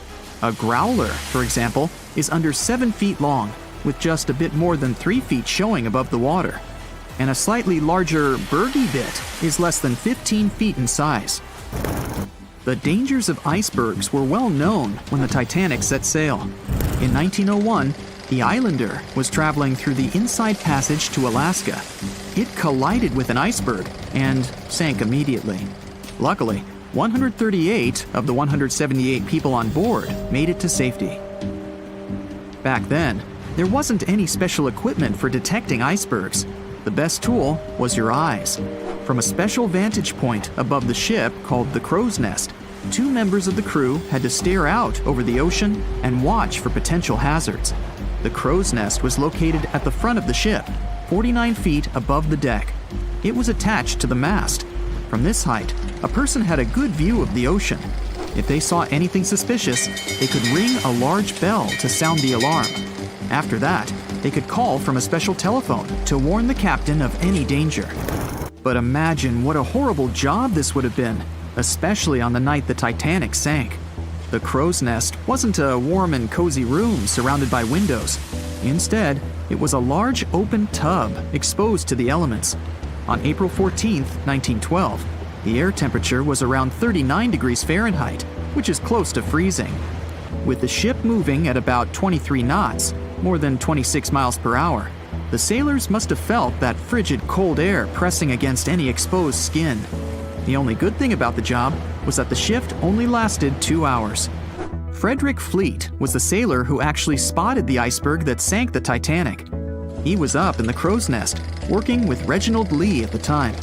Fleet kept track of the left side of the ship, while Lee scanned the right. It was 10 p.m. when the 2 men started their shift. They had already been warned about the possibility of ice. But when you're cold and it's dark, it might feel like an impossible task. Even worse, the 2 men didn't even have binoculars to make the job any easier. Fleet would later insist that having binoculars would have prevented the tragedy. With about 20 minutes remaining on the job, the sailors noticed the iceberg. Fleet rang the bell, once, twice, and again. He then called up to the bridge to inform the crew. At first, the call seemed to come in the nick of time. The ship's engines reversed, and the massive ocean liner managed to turn. It wasn't enough to miss the iceberg, though. Ice showered down onto the ship's deck. The iceberg tore through the hull, and water flooded in. 2 hours and 40 minutes later, the Titanic was gone. And here we have clue number 1. The iceberg was big enough to be spotted with the unaided eye in the dark of the night without any binoculars. It was also tall enough for bits of ice to fall down onto the ship's deck. Since this all took place long before social media and smartphones, nobody on board would have been taking photos or videos at the time. So, of course, we don't have any footage of the actual iceberg. But there are photos of the possible iceberg from later that day. The SS Prinz Adalbert was sailing near the area on the morning of April 15, 1912. The steward on the ship had not yet heard about what had happened to the Titanic. But when he spotted an iceberg floating by, he was compelled to photograph it. Why? There was a line of red paint along the bottom of the iceberg, indicating that it had likely collided with a ship sometime within the previous 12 hours. A second photo was taken from a ship called the Minia, which was sent into the area to look for debris from the collision. Captain de Carteret said that among the wreckage, he had seen only one iceberg. He also noticed a streak of red paint on it. From the photos and witness accounts, Newspaper reports estimated the iceberg to be 50 to 100 feet high and 200 to 400 feet long. That's clue number 2. The iceberg that hit the Titanic probably started its ocean journey from Greenland's coast, heading past the Baffin Bay to the Davis Strait. From here, it must have slipped through the Labrador Sea and finally reached the Atlantic. And that, in itself, is pretty impressive. The glaciers in Greenland create between 15,000 to 30,000 icebergs each year. Some small, some big. Of these, a mere 1% will actually make it to the Atlantic. The others simply melt along the way. We know that the temperature of the Atlantic Ocean, where the sinking took place, was around 28 degrees Fahrenheit. That's below freezing. For humans, this could cause frostbite or hypothermia. But that temperature is actually warm for an iceberg. Most would only last 2 to 3 years in the North Atlantic, slowly melting into the warmer water. Based on this, it's likely that the Titanic's iceberg left Greenland in 1910 or 1911 and was fully melted by late 1912 or 1913. But since it did make it to the Atlantic and managed to cause significant damage to the ship, we have clue number 3. We will never know for certain the size of the iceberg from that day, but we do know that it definitely wasn't a growler or a bergy bit. Both those types of icebergs are much too small. And if the ice was indeed scattered across the deck during the collision, the iceberg must have been a little taller than 60 feet. The newspaper estimates are probably as close as we're going to get. The iceberg that took down the Titanic was indeed a formidable one. And icebergs are still a threat. As recently as 2007, the cruise ship Explorer struck one and sank in Antarctica's Weddell Sea. Luckily, everybody survived. The International Ice Patrol was created in 1914 following the Titanic's sinking. The organization is still in operation today, made up of representatives from several countries. Using airplanes and radar, the patrol locates and tracks larger icebergs, making the information available to anyone who needs it and preventing more ocean tragedies in the process.